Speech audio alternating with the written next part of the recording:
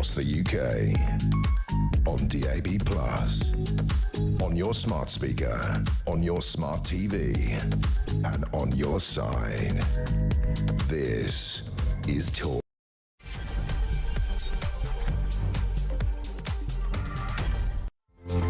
Yes, good afternoon. 3 minutes after 1 o'clock. Welcome back. It is the home of common sense. A load of stuff to get through this afternoon. Thousands of bobbies returning to the beat under government plans to tackle street crime with named local officers, hotspot patrols, and 13,000 new recruits by 2029. Will more bobbies on the beat make a difference to crime? And do you even believe what you're being told here? Also this afternoon, the Home Secretary says there's misinformation about grooming gangs, with Yvette Cooper insisting local inquiries will now go ahead despite talk of a flexible approach. That's what you call a reverse ferret. They literally changed their mind overnight when they heard people like us talking about this and the passion and the anger there is in this country.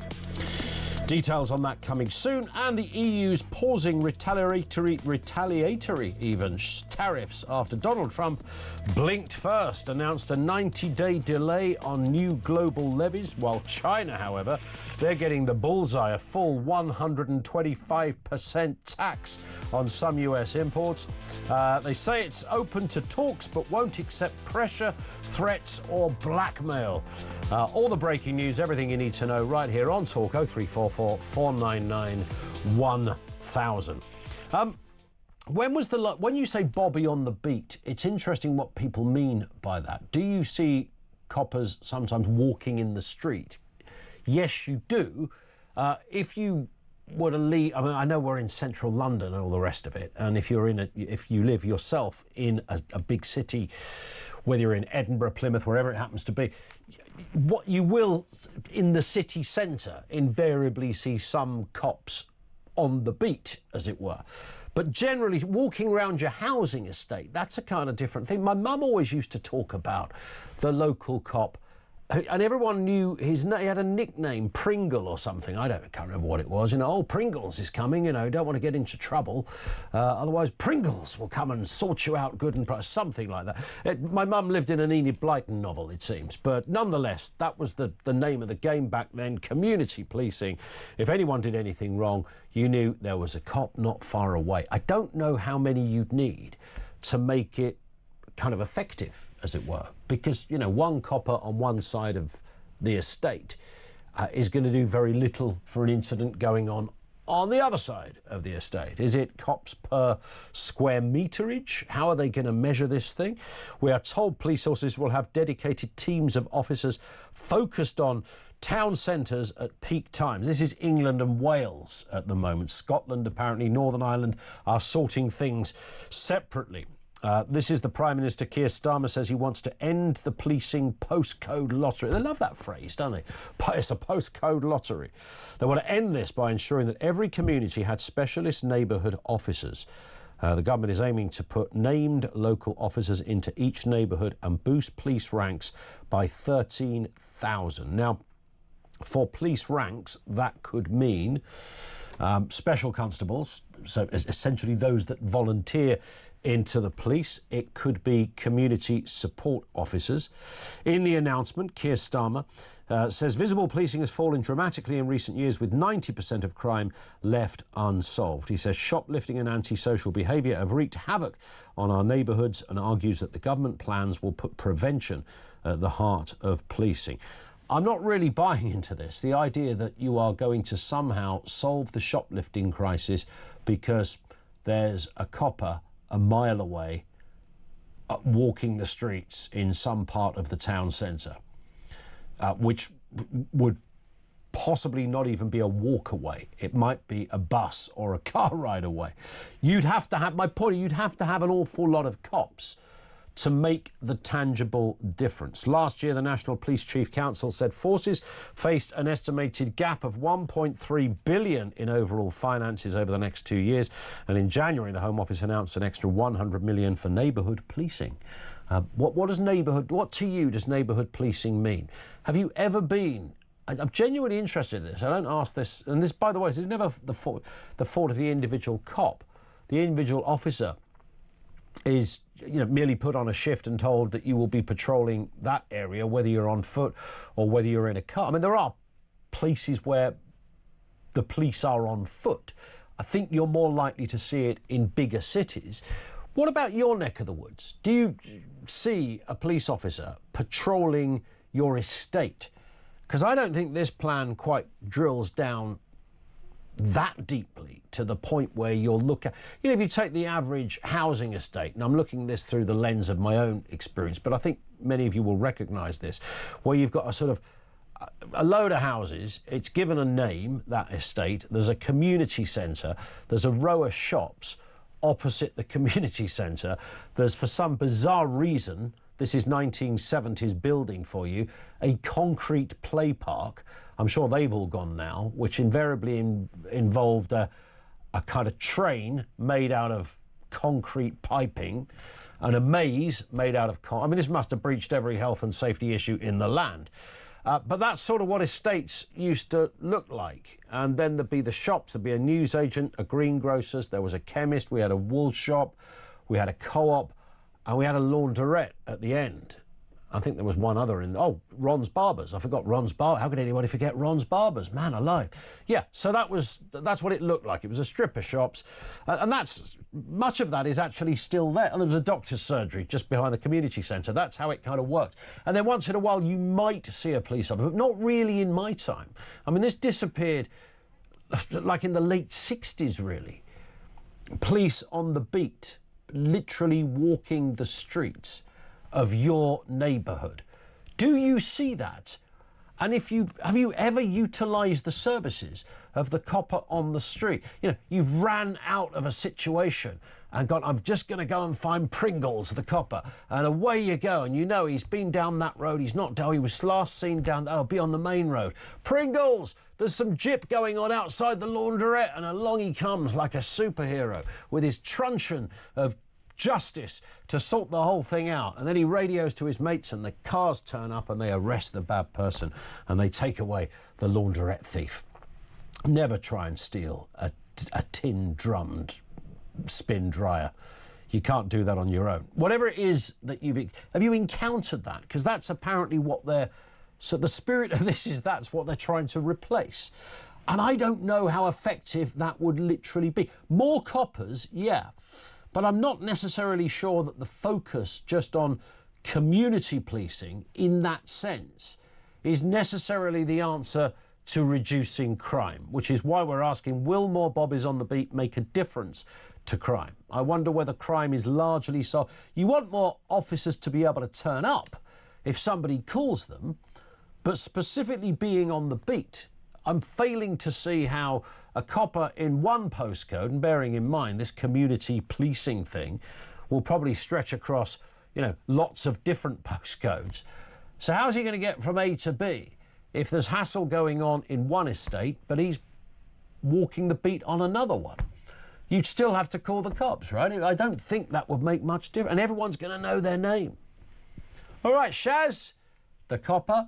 Are they going to be on their own, walking the... I'm struggling. 034. We're going to get Peter Blexley in a moment. If anybody knew the pitfalls or the potential in plans like this, it's Peter, a cop of many years' experience. Very tell it like it is. He'll join us shortly. 0344 499 1000. Your experience, please, of police officers on the beat. Just literally seeing them in the street. If you're in the city centre somewhere, whenever I go to Manchester, if I walk out of the Piccadilly station, I will invariably see a copper within a couple of minutes. If I walk around Trafalgar Square in London, I will see a copper at some point. If I'm walking in the centre of Edinburgh, at some point I will see a copper. But beyond those areas, in my own estate, where I live now, I don't think I've ever seen a police officer walking down the street since I've lived there. It was about 12 years, ever.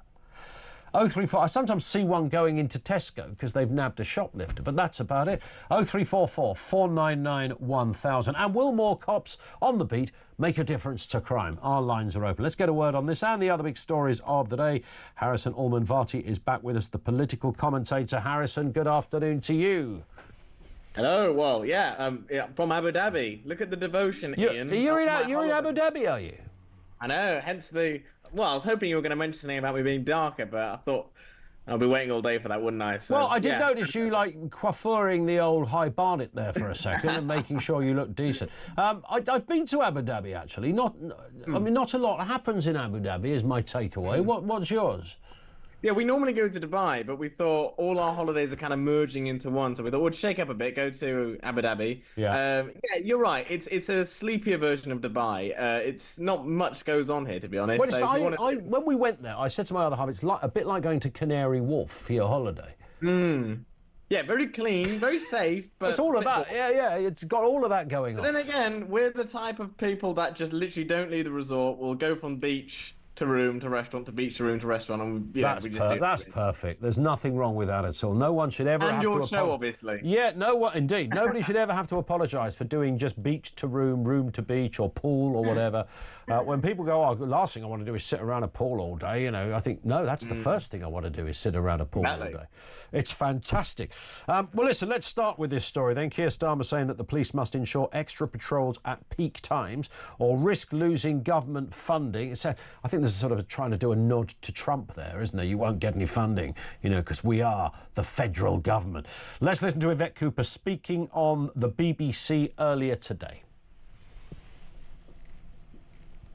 We'll set out later today the increased number of officers and PCSOs in this coming year as a result of the £200 million additional funding that we've given police forces for neighbourhood policing. And it's part of a neighbourhood policing guarantee, so it means you'll get a named contactable officer in your area. It means increased neighbourhood patrols, particularly in areas like town centres where we know we've had problems with shop theft, street crime and so on.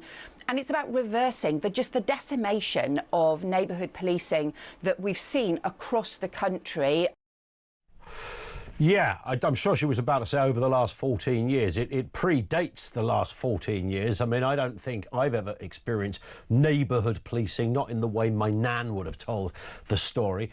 But I can only see, it sounds like something bigger than I imagine this is going to be, Harrison. I mean, I don't really think it's a news story, to be honest. I think it's just default. I think it's something that should just be expected. I mean, you have police. Why wasn't this the case already? Like, why is this a new story in that sense? Like, I'd be quite interested to see how they actually do this, whether they do it of population or geography. Because, like, for example, when we see within elections, the way they do boundaries is purely of population, which is why sometimes they make no sense. You'll get the name of a town miles away, but that's the name of the constituency. Yeah. So it'd be quite interesting to see how they map this out, whether it's done on how many people are in the area or just because it's a town, because you might get some quite large towns, and if you've got one officer or two officers compared to maybe a little village. So yeah, I don't know. I mean, I'll be honest. I don't think it's a particularly exciting news story. I think most people will probably look at this and think, oh right, well, is this supposed to be a good thing? It was kind of something that I expected anyway. Yes, I mean, you might imagine that this should already be the default situation, regardless, but it's clearly not. But the idea that one copper in one part of town is going to be some kind of omnipresent superhero who can deal with the whole thing. And we had this from Matt in Newcastle, who says, police officers on the beat in all areas. Really? Some police forces don't go into some areas, even in cars with a posse of officers. One officer on the beat in a no-go area is laughable. And he's quite right. I was in, not a million miles, but in Darlington week before last, and I was talking to a couple of coppers there. And they were telling me as we were driving from the station to the venue that I was working at, they said, we never went anywhere near that area down there because it was too dangerous. And it's like, wow. Brilliant. So, one man or woman on his own is not going to do that, are they? No, I mean, for me, do you know what I'd quite like to see? I'd quite like to see the threshold and requirements of what it takes to be a police officer increased. Because sometimes you see an officer walking around, male or female, they might be, I'm not a particularly tall person, but I'd quite like a tall person to come and, and save me if I needed to. And I need someone who is, to a certain fitness standard kind of thing. So I think that is quite an important thing. Sometimes you see people who are, quite short, quite overweight, unhealthy. You think, well, if it really push came to shove, could this person actually help me, or am I kind of best off kind of doing this on my own kind of thing? I don't know. I think requirements for police does need to increase instead of trying to just push for numbers and push for location. I'd quite like to see, instead of quantity, more quality of officers, to be honest, because I've seen quite a few. I don't know about you, you think, no way, I would not trust them in a situation. If it was a case where I needed someone right here, right now, they've got a knife or they're a huge person that's about to, disrupt, I need, 6'6" police officers who are absolute jacked, who I know if things really, really go, then they can step in and I feel reassured by that. So, and then what are you going to do? If a shop down the way is, there's a shoplifter in there. I mean, you can already call the police. They may not show up, which is what we've had so often, not because of the individual coppers didn't fancy turning up, but there was no one to turn up sometimes. I don't imagine that one named officer, the fact that we all know, old Charlie the copper is out tonight, but he might not be near Smith's or wherever's getting robbed at the same time. So it depends what they're even responding to. I mean, it's like you might have someone who will call up and go, oh my, help me, there's someone in my house and he's got a knife. And then you might have someone go, someone just said I'm fat on Twitter. So it's like, what happens then? Because you would assume they'd go to the more serious threat. But then again, ask your viewers, where do you think they'll go? They'll probably go for the easy option, don't you think? I mean, that's what we've seen anyway. All these clips online of people knocking on doors and saying some unsavory things on Twitter. It's like, oh yeah, but when I needed you when I was getting burgled, you told me you'd be here the next day. What? Yeah, it's all a bit upside down. I'm not sure if this is the greatest, as you rightly said at the beginning, Harrison, I'm not sure this is the greatest announcement out there today, but that is the one that the government are running with. They say 13,000, they don't, by the way, say 13,000 new police officers, just new officers. So that could be community support officers who are, incredibly valuable as a backup to police, but it could also mean special constables who are essentially volunteers in the police, and you can't always rely on when somebody can put a shift in on that. So there's difficulties, clearly, with this. Oh, yeah, absolutely. Yeah, absolutely. We'll watch with interest how it pans out. We're asking that question, will more Bubbers on the beat make a difference to crime? I very much doubt it. I think you've got to look elsewhere if you want to find the sort of deeper answers to that. Whether that's about punishment, whether it's about something else, you tell me. 0344 499 1000. We'll be back with more from Harrison in a couple of moments' time. We'll look at the China trade war continuing. Yvette Cooper insisting local grooming gang inquiries will go ahead. This is a change of mood from yesterday.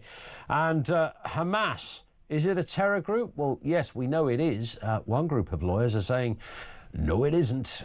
Details coming next. This is Talk.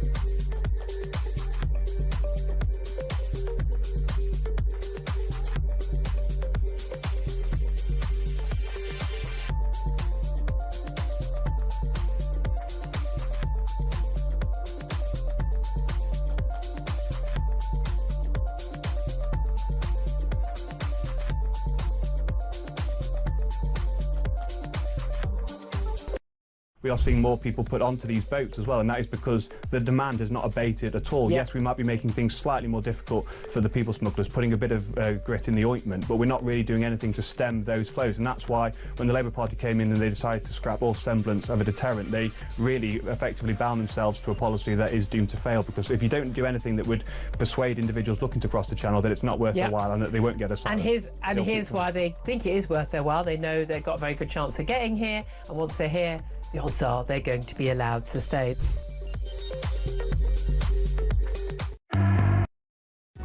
Across the UK, on DAB+, on your smart speaker, on your smart TV, and on your side.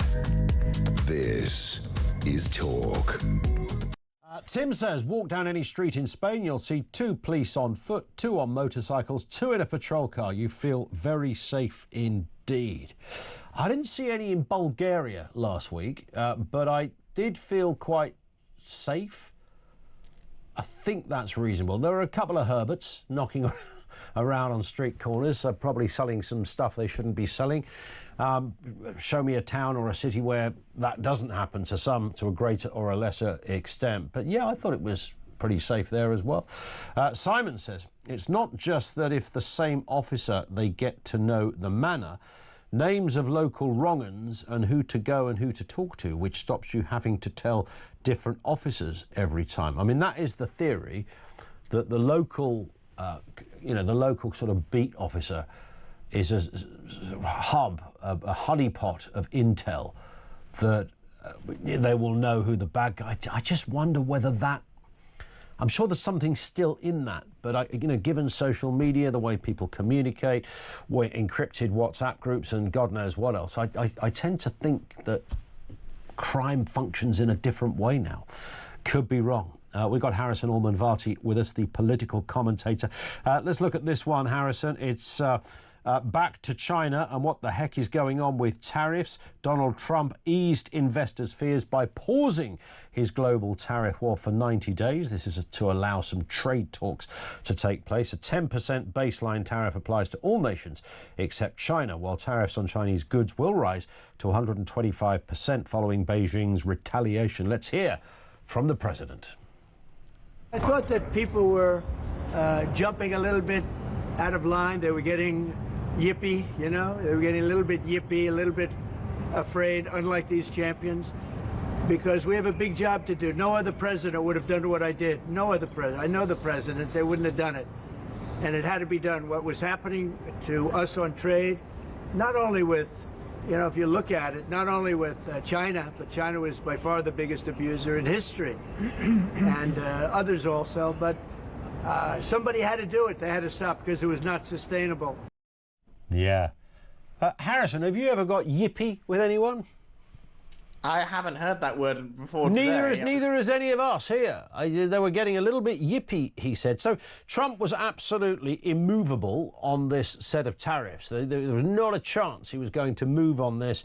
And then he did move quite considerably to a reduction of 10%, put China to one side. So everyone's on this 10%, which has sort of slightly taken away our advantage over the EU, for example, but it's still a disadvantage because there's a tariff that wasn't there before. So did he blink first? Everyone keeps using that phrase. Is that what's happened here? Did he lose it? Did he lose his kahunas? I don't know. I mean, to be honest, I think this is Trump tactics. I think no one's meant to know. I think the fact that you can't call it and it leaves people in a state of uncertainty and what's he going to do next is part of his leverage. He's unpredictable. He can be harsh, but also then not so harsh a few days later. So I think it gives him quite a bit of leverage. I'll be honest. Personally, I think the reaction was so bad that maybe he thought he had to maybe change course a little bit, but the overall outcome is probably still the same. I think personally it means now when he engages with talks, I'll be more keen to want to talk with him. I mean, they would have done anyway, but they'll be more keen to, and they'll know that he's not bluffing.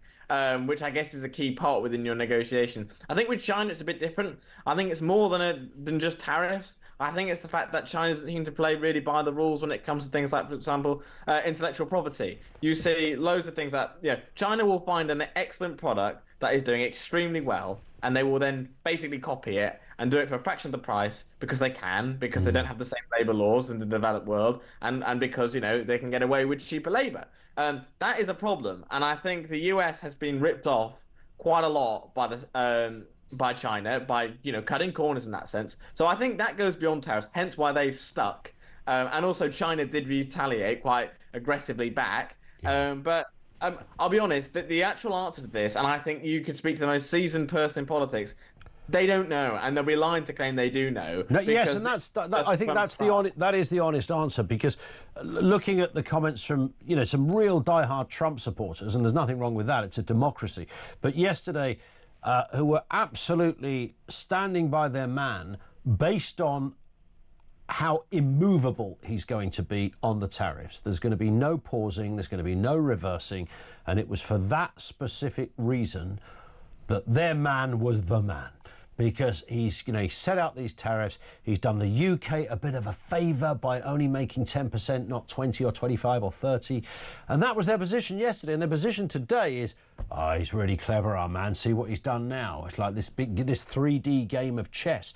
And I'm thinking, am I missing something here? I don't know. You know, I don't know jack about tariffs and economic trading, and I don't suppose most people do. I don't think Bob in Arbroath, who was the most vocal on social media, knows much either.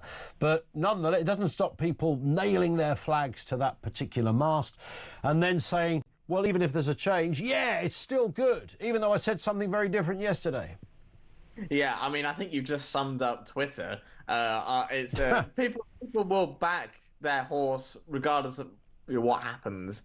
Sometimes I think it shows a better character by saying, yeah, I'm in favor of Trump, but he got it wrong yesterday, kind of thing. But like I said, look, I have no idea what he's doing. I think it's exactly what he wants as a thing. I think he wants world leaders to fill in the dark about his tactics. That's the part of it. And I think really we'll only know within the next kind of 6 months, maybe a bit sooner because he operates quite fast, how things will land. I think the EU is definitely in the mud, even though they've been suspended. I don't think they're out the woods. I think we've got a decent head start, but at the moment we're still on that level playing field with the European Union. I think we've got a cracking opportunity. Yeah. It's just whether this government can seize it or not.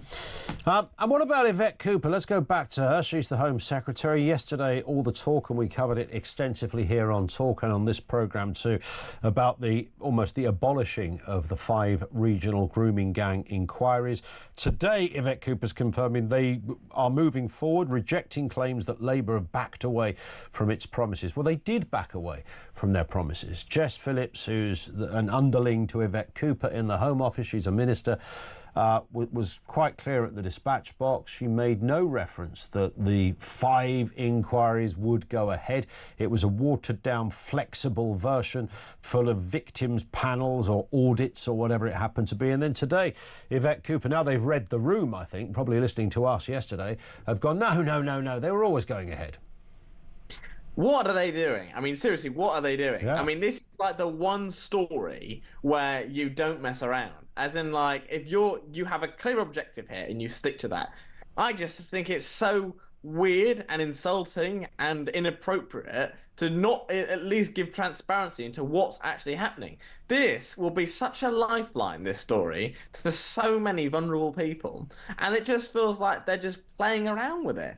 And I just think... Well, I personally never understood why they wouldn't just go all guns blazing on this anyway, because why wouldn't you? And I think they kind of gave us a half-baked kind of, well, we'll do it through the local authorities. Yeah. And then we're kind of hearing, oh, maybe they're not going ahead. And then it's like, what are you doing? Seriously, what are you playing at? What are you playing at? Indeed.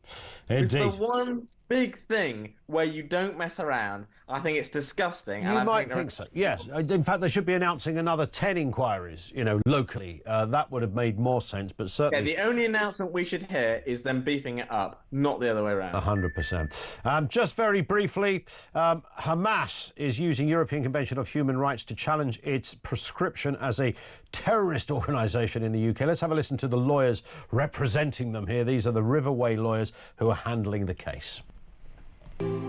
We are instructed by Hamas. We are today at the Home Office and we are going to hand in an application under Section 4 of the Terrorism Act to have them removed from the list of proscribed organisations. We have the application in here which contains very, very strong legal arguments grounded in national and international law, and we're about to hand it in to Yvette Cooper and ask her to have some courage and make the correct decision. Oh, get in the bin. I mean, seriously? My question is, what do you have to do then to be a terrorist organisation? Put out a mean tweet? I mean, seriously, what?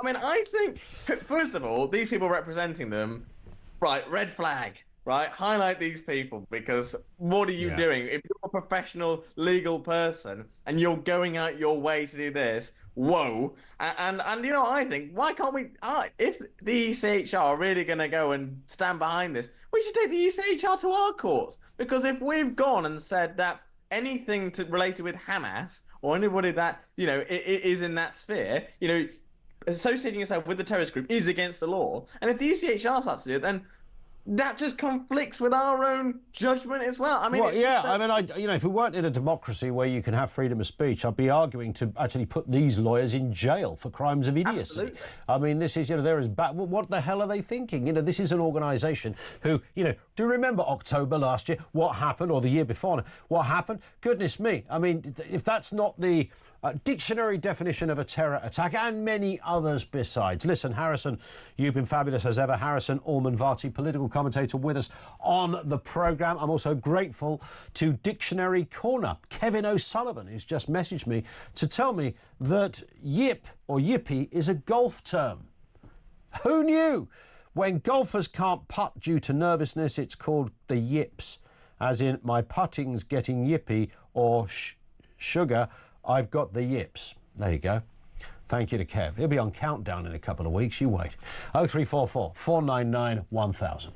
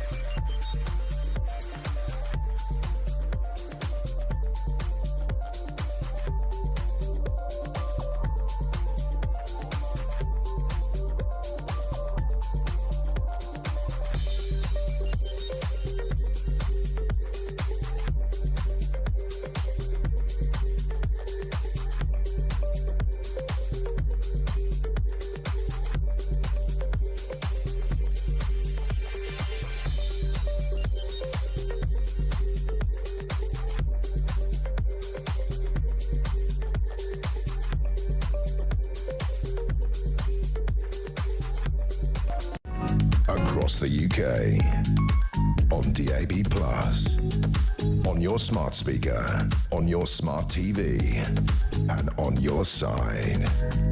This is Talk. It is Talk, 25 to 1. Bob says, Bob is on the beat. North Peckham Estate, back in the 90s, the milkman had a float that looked more like an armoured car. Also, the old bill would travel in fours. I can imagine that. Tim says, walk down any street. Oh, I did read out Tim's, didn't I? And this one comes in from Simon, who says, it's not just that if it's the same officer, they get to know the manner, names of local wrong-uns. I think we did that one as well. Apologies. Matt in Newcastle, police officers on the beat in all areas. Really? There are no-go areas. Jane says community policing relied on parents supporting them. These days, parents think it's fine that their kids do antisocial things. If we brought the police to our door, we would have been thrashed. Yeah, there's a lot of people making that point. This is reference to the government's plan to put thousands of bobbies back on the beat, named officers in every area and patrols during peak times in crime hotspots. Forces that fail to meet patrol commitments will lose funding, ensuring accountability nationwide. They've also pledged to recruit 13,000 more officers by 2029. That could be community support officers, could be special constables as well. We've got Peter Blexley with us. Who else would we bring in talk about this? Who is a man, by the way, along with Kevin O'Sullivan, who after we were playing... Hello, Peter, by the way. Good afternoon. Good to see you again. You are familiar with the term yippee and getting the yips. The yips, yes, indeed. And Adam, our producer, apparently it's quite a well-known term in golf. Yes, it's a golf term, and it predominantly affects golfers when they're putting. Yes. And they get gripped by a fear of missing the putt. And famously, Bernhard Langer, who's been one of the greatest golfers of the last 30 or 40 years, suffered from it at one point, but overcame it. It has finished the career of many a golfer, both amateur and professional. And yes, it's basically a fear. And when you get it so badly, golfers can't even take the putter head back. They can't move the putter back because they're just gripped by a fear of missing it. There it is. That's golf news. Now on to that Villa result last night. What do we make of that? So let's talk about policing. Look, we've heard a lot of this before. We're going to put more bobbies on the beat. They took a load off years ago. They've gradually built them up, but of course cops leave the force as well as those joining it, so it's still a little bit unbalanced there at the moment. Any new personnel is a good thing. This bobby on the beat thing, I mean, really? Are we really talking about Smithy being out there on the estates and everyone knows him and you can always go to Smithy if you've got a problem, he'll sort out the wrong-uns? Well, you could in the late 70s and the early 80s when I was in uniform, not as a neighbourhood cop, but what would now be the equivalent of a response cop. And hearing that message about the North Peckham estate made me very nostalgic because that was on my patch. There you go. Do you remember the milk float that would look like an armoured car? I don't, but back in those days, officers, of course, would patrol on their own. Yeah. And the public appreciated that vulnerability and would often say to themselves, I'm so glad that he or she's doing that job because you wouldn't catch me doing it. And that all fed into the respect that people had for that lone cop walking the beat. Of course, I'm lamenting for a long-lost period of time that won't ever be reinvented, unfortunately. Well, that's the thing. Can you ever get that? I mean, one here from Tim who says, I'm in a smallish town in Suffolk, population about 30,000. I haven't seen the old Bill on the streets for over 5 years. Starmer is barking these won't be real police, but as you described, and transfers, etc. Whatever it will be, I mean, it's... Has the boat sailed on this one? Well, this announcement is really tiresome because it's at least the third time that the government have said it. Notably, they mentioned it back in December. And I think they're trying to shy away today from the truth of what they said on previous announcements, namely that a third of these officers will be taken from other roles to go into neighbourhood policing. A third will be PCSOs, police community support officers, and a third will be special constables. That's what they were saying previously. And of course, special constables are volunteers who volunteer for 4 hours a week. Now, I'm sure they've probably realised the folly of what they said then, and they're being a bit tight-lipped, and they've extended the date now to 2029. But neighbourhood policing is crucial.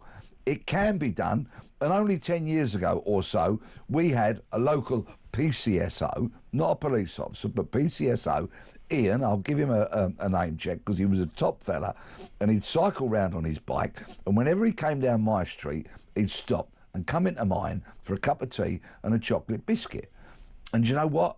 It was fantastic because I would be told about all the crime that was happening on our manor, who'd had their cars stolen, which cars had been broken into, where there was any burglaries.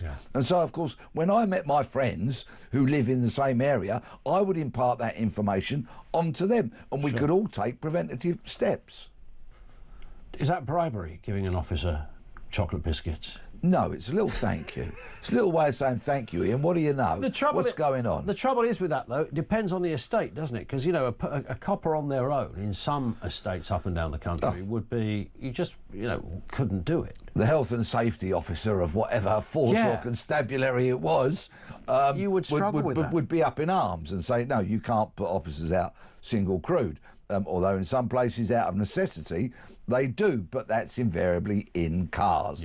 This is about getting police officers onto the street. That's what they're trying to achieve. I think it's great if it were to happen, and I'm hugely sceptical as to whether it will or not, but my fear is, just like last time, when there's a spate of terrorism attacks, for example, which happened predominantly in London, the Met scooped loads of officers away from those safer neighbourhood teams and put them into counter-terrorism work, from which neighbourhood policing hasn't really recovered. But also there is the sort of irredeemable reality is that, you know, how many people do you put on the beat and what's the how big is the area? When we think of neighbourhood, you know, we're thinking of Heartbeat or something, you know, a little village that you can get from the pub over to the little petrol station within about 30 seconds. Some estates are massive. Some areas are massive. You could be in 7 different postcodes over a town. So you might have something going on over there, but the neighbourhood Bobby, he's over there, so it's not going to make any difference anyway. Indeed, but it might do if you had a direct number into him and he could respond, he or her could respond, and they were experienced and knew how to properly investigate a crime, rather than ringing up a victim of crime and asking 2 questions, which happens so often. Have you got any CCTV? No. Do you know who did it? No. Oh, well, case closed. And of course, there is so much more you can do beyond that if you actually have got the wherewithal and the experience to go there and investigate that car theft or investigate that burglary or that antisocial behaviour. There's loads that can be done. But you'd need more than 13,000 to do that, effectively, because that 13,000 won't all be on the streets at the same time.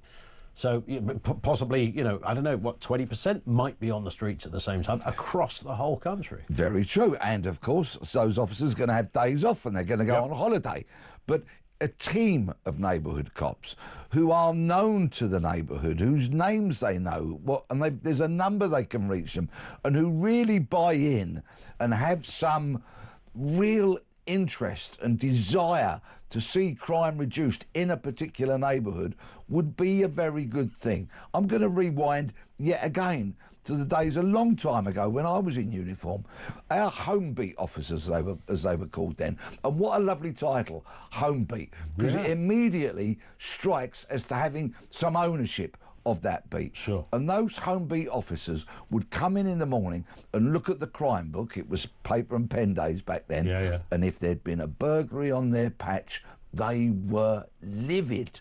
They took such great pride in trying to keep those communities safe and free of crime. And of course, they would investigate it with all vigour. And then the beauty of those neighbourhood cops was they'd leave the police station in the morning, they'd come back, quite possibly at the end of an 8-hour shift, not having arrested anybody. They'd be awash with tea and biscuits, but they'd be awash with information.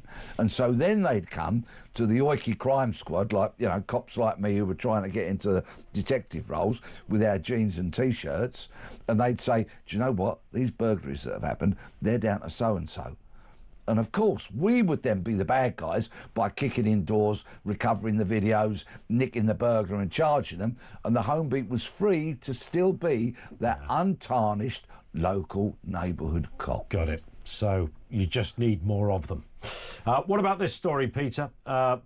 West Yorkshire Police has temporarily restricted applications from white British candidates to boost diversity in its recruitment process. The force allows underrepresented groups, including black and Asian applicants, to apply early, raising concerns about positive discrimination being unlawful. And one whistleblower alleged the recruitment tiers prioritise ethnic minorities while white British candidates face delays, describing it as a hidden policy. And hats off to this whistleblower who went to the Telegraph armed with evidence, copies of letters and the such like, which gave the Telegraph such confidence to publish his story. Basically, what has been happening is West Yorkshire Police are opening up their recruitment windows, but they're only recruiting people from particular ethnic groups, or they're reaching out to them, getting them to make their applications, coaching them, helping them. And then, in one example, apparently when it came down to the window for white people to apply, this window that had been open for months, the window was open for 2 days, and 2 days only. So clearly prejudicial, very, very unwise, if not possibly illegal, under various laws of equality and the such like. And this, remember, is the same West Yorkshire Police who were in the news, and I was discussing it on this channel back at the end of February, who were spending absolute fortunes on their diversity, equality and inclusion team. They've got 19 diversity staff. Oh, yes, and the head is on £91,500 a year. A temporary inspector who's who's on the same team, £94,272,000 a year, and it goes on. A sergeant, 6 positive action ambassadors. I thought ambassadors worked in embassies, but there you go. And they're just short of £60,000 a year each. Wow. And they have a training provider for all their DEI requirements. Yeah. And whilst West Yorkshire Police couldn't put a final figure on it for the financial year, the figure in February when they responded to this FOI request stood at, brace yourselves, £361,000. Wow. How many neighbourhood cops could you put on the streets for that? For that kind of money. There is it's kind of a religion, though, isn't it? The whole DEI thing. And I don't think any of us are against saying, look, you know, it's great to get good representation, and, you know, you want a mixture of people with different backgrounds in the police like anywhere else. But the idea that in order to get there, you kind of cut off the ability of another group, in this case, you know, white people that might want to become cops, is outrageous, isn't it? I mean, it would be laughable if it was any other scenario. You might well want a mixture, and I can absolutely see why that would be the case. But there has to be one overriding word that dictates all recruitment, and that has to be merit. No matter what background, faith, sex, whatever background anybody comes from, if you're going to join the police, you've got to have a decent level of fitness, you've got to be literate, you've got to be a good communicator, and you have to be able to display common sense. Other things like being able to see round the corner comes with experience. Sure. You learn that. But of course, there is a shockingly low level of experience on the policing front line at the moment. We often have probationers taking other probationers out and showing them the ropes, and that, of course, is really not a good thing. No. Peter, you've been great. Thank you. Good to see you. Peter Blexley, former cop, with us here on the programme, a regular with us here on Talk to help us out with policing matters. Over to you on this one. Will more bobbies on the beat make a difference to crime? Ultimately, I suppose that is the question. You heard what Peter Blexley had to say, your thoughts on that, and also your experience, whether it's recently or evolved, of neighbourhood policing. Do you live in an area where you do actually still see the bobby on the beat in some form?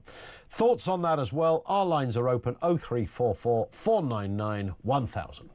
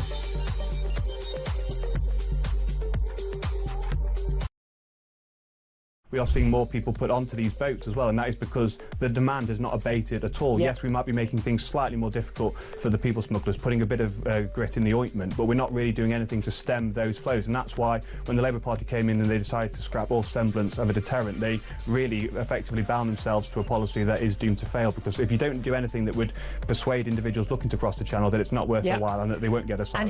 And here's why they think it is worth their while. They know they've got a very good chance of getting here, and once they're here, the odds are they're going to be allowed to stay.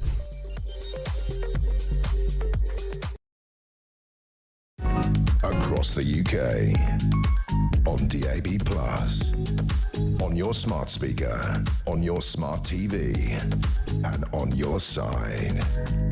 This is Talk.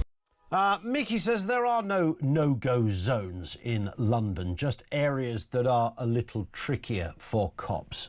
Yeah, I'm sure that's right. Similarly, I had this from David, who says, Ian, I've lived in Darlington for 53 years. Who on earth told you the police have a no-go zone in the town? That's not quite what I said, but I'll come back to that. Honestly, mate, I heard you say it was a shock. Believe me, the person who said this is a liar. No, this was this was two police officers who were talking about their patch back in the day. And to be fair, this was between Darlington and Middlesbrough, so the main road linking the two, if you like. And one of them said, oh, over there was the area you were always a bit dubious about going to. He never said it was literally a no-go area. If I use those words, I was merely articulating the dangers that some cops feel they face. I hope that clears it up a bit, David, because like in any town, there's always areas you don't want to go into because you know that estate is going to be a little trickier than the other estate round the corner. That's just life wherever you live. Mark's in Carlisle. What have you got for us, Mark? Good afternoon. Hi. Carlisle's got a particular problem with jobs at the moment. The blockade, the McDonald's, there was loads of shops on firework night. 24 of them had to close because they were throwing firecrackers as big as hand grenades at crowds and everything else.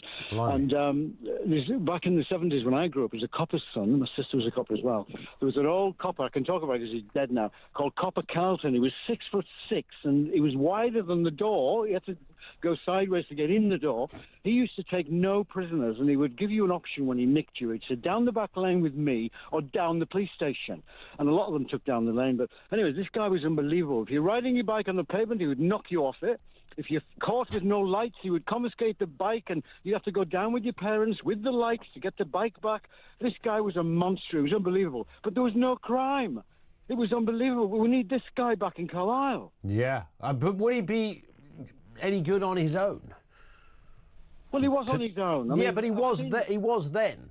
But today and I only ask this as a question, to be honest, Mark, but the way that people do business, whether it's criminal or otherwise, the way they communicate, social media, all manner of other, ways that crime can take place, would a copper on the beat make a difference to the kind of crime we're talking about here? Well, first of all, they need a high-vis jacket the size of a circus tent to fit him, but yes, I mean, what it is, they moved the police station 4 miles out of town, and it used to be in dead centre. And so, firework night, 48 minutes for them to turn up, because we were filming all the hand grenades being thrown. It was unbelievable, the thing. So, a presence, they just need a presence. And all the managers of them shops, by the way, the 24 had to close, including big multinational names, they got warned by the police, if you ring the police anymore, you'll be arrested. Yeah. And they weren't attending this because it was so ridiculous. But the town centre's full of empty shops now. They won't admit that it's part of it. But I've offered to rent one of the big shops so they could have a presence in the town and give them it free as a base, Well, I mean, you're absolutely right. The idea of having that is better than not having that. I think there's no doubt about that. Mark, thank you very much indeed. But I think it's sort of tip of the iceberg stuff. I think the relationship that people have, particularly kids have now with the police, has changed, sadly changed, probably forever. I don't think that's exclusive to all kids. I think the wrong uns out there are just more emboldened than they ever were, and have zero fear of the police getting involved, and even if the police do get involved, they feel rather confident they're going to probably get away with it. I think that's arguably the bit that's on the increase. Most people don't want to be in trouble with the law. They don't want to be handcuffed and taken away to a prison cell. They don't want to be convicted of something. They don't want their neighbours to see. Most of us still hold that position, I think. But we also have a lethargy that has kind of set in recent years that has just kind of put us in a place of, well, will anything happen with this anyway? And this isn't the fault of a copper on the street. This is the system. This is governments. This is lousy politicians who've let us down. Seniors in law enforcement who haven't advocated what we really need. And it's not just about the response on the street, it's about what then happens afterwards.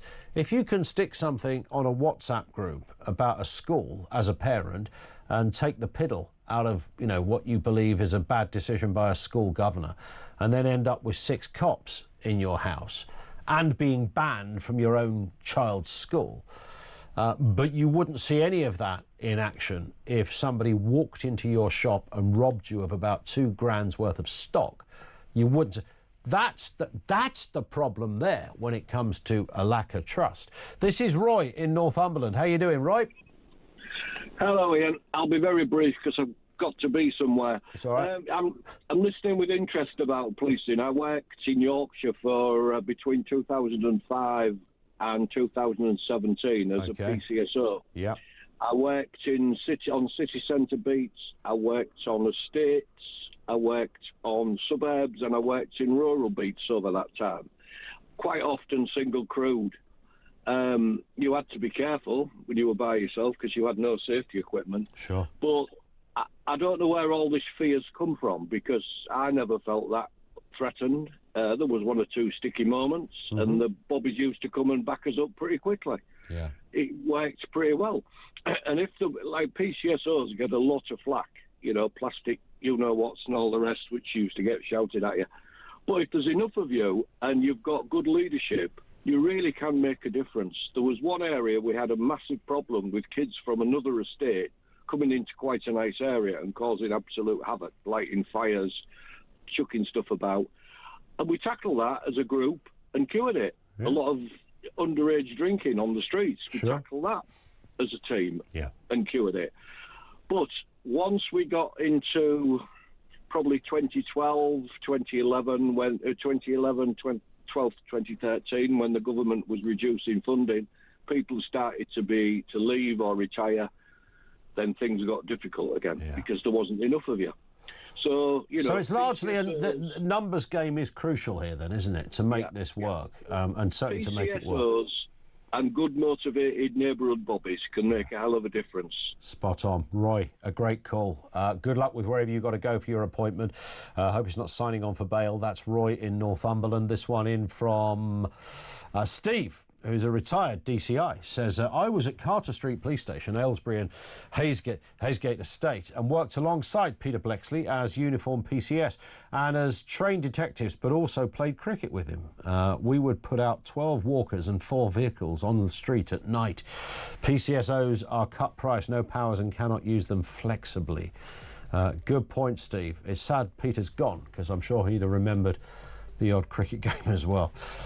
One here, the Spanish and Bulgarian police are both armed. That's the difference. Good point, actually. Maybe there is something in having an armed presence show up. Who knows? Your thoughts on this? Will more bobbies on the beat make a difference to crime? Your experience with bobbies on the beat, literally the bobby on the beat. They are still around in some forms. Have you encountered one? Have you needed one? And what happened when you did? More coming up from you on the other side of the news at 2 o'clock, which is next.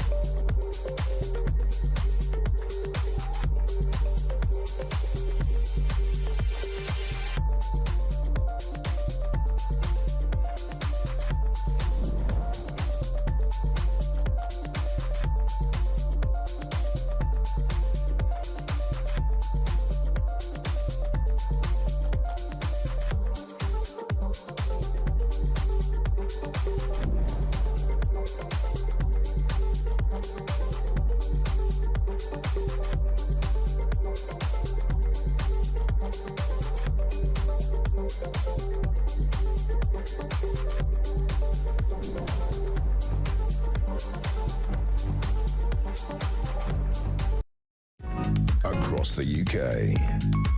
On DAB+, on your smart speaker, on your smart TV, and on your side. This is Talk.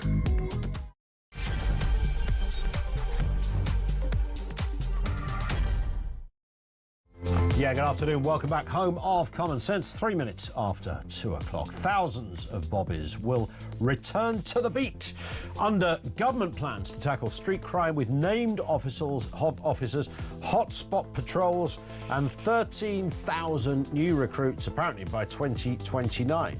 Whenever a government makes an announcement, you always have to look a little deeper. What does that mean in reality? 13,000 officers all at once? No. Patrolling at the same time? No.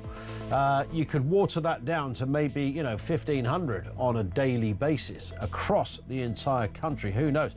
The question we're throwing out, does any of this make a difference? Would it make if you like, Bob is on the beat, the old romantic phrase, will it make any difference to crime levels?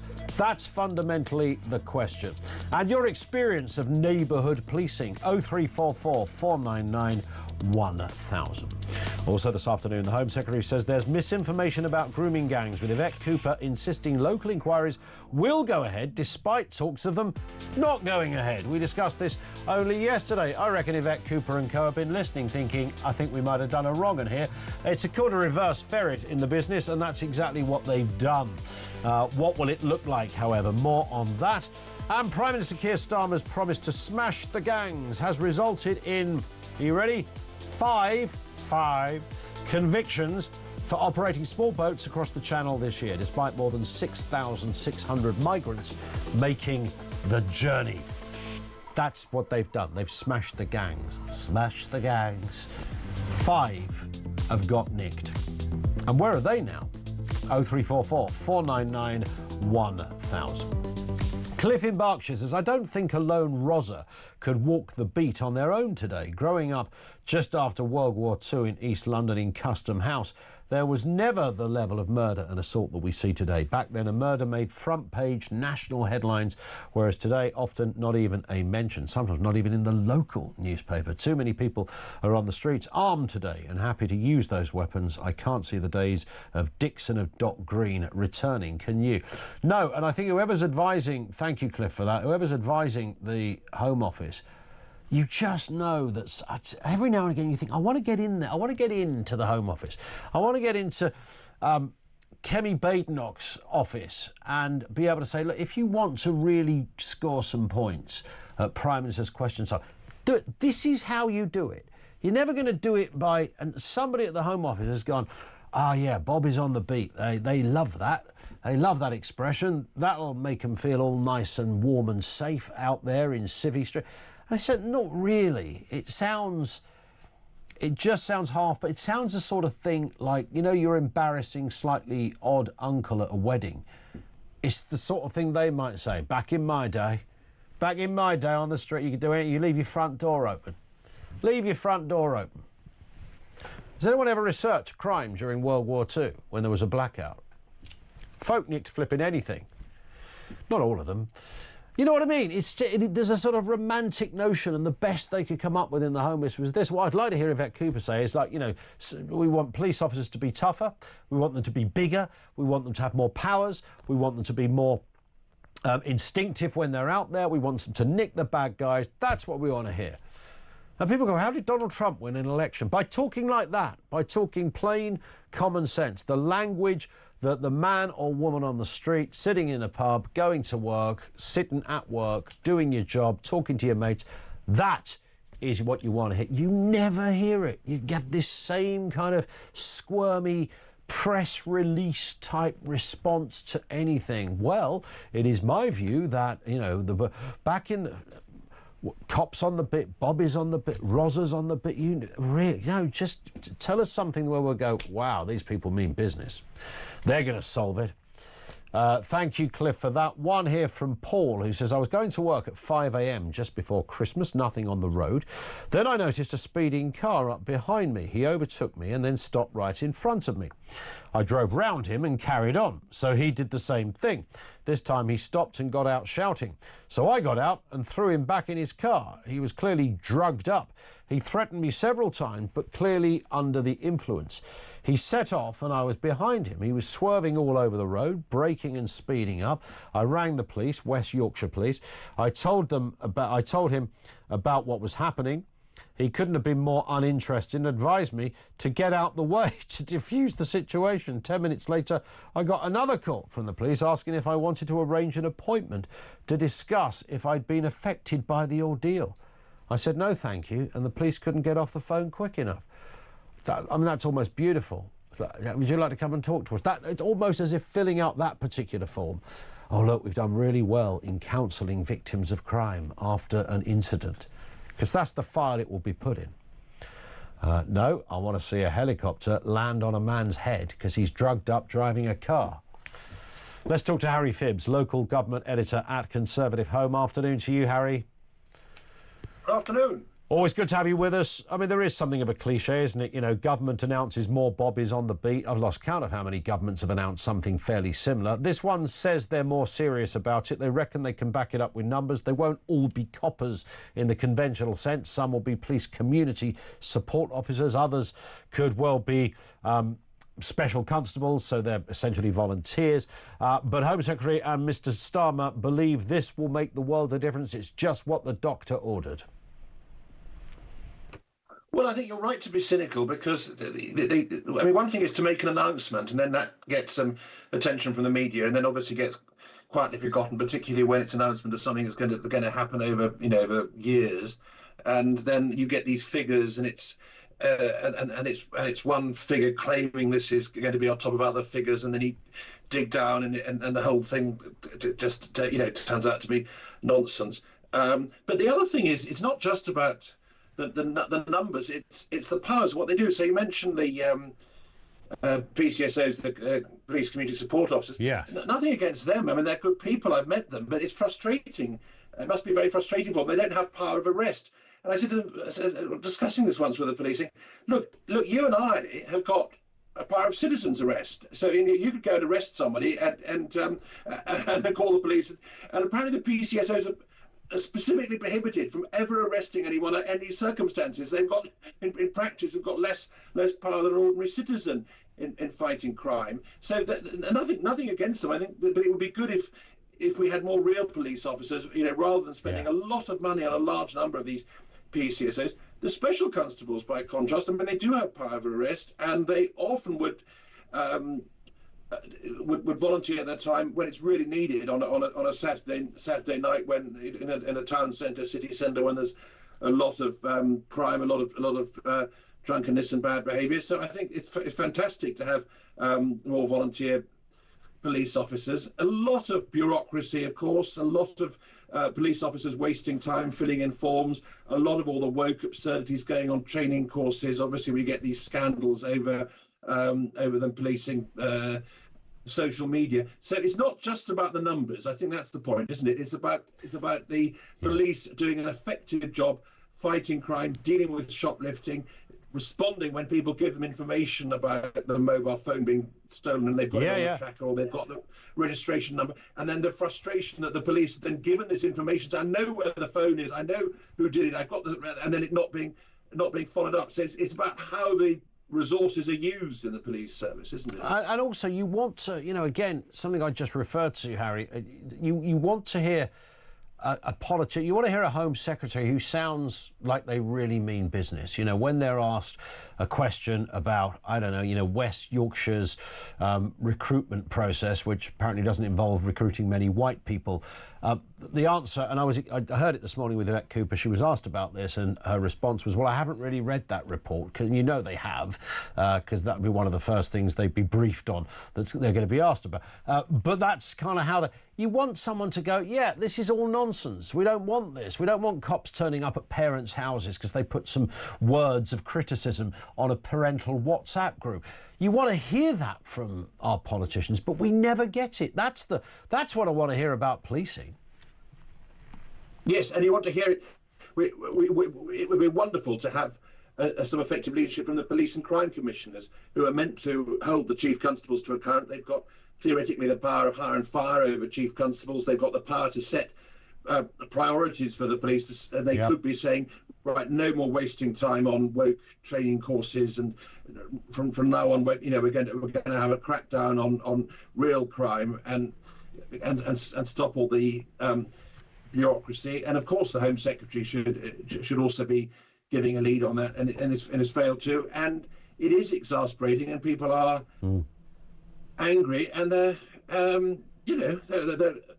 entitled to be angry. I don't think it's inevitable. I mean, these are decisions. These are political decisions that are being made, and there could be different decisions made that the police could be effective at crime fighting. And I think that the police officers themselves, certainly the ordinary police officers, would be absolutely delighted. That's why they joined the police. That's what they want to do. Sure. So the police are often getting criticised unfairly, where absolutely it's the politicians and the bureaucrats who are tying their hands behind their back and preventing the police from operating effectively. 100%. Let's move to this story. This also involves the Home Secretary, Yvette Cooper, insisting local inquiries into grooming gangs will go ahead in 5 towns.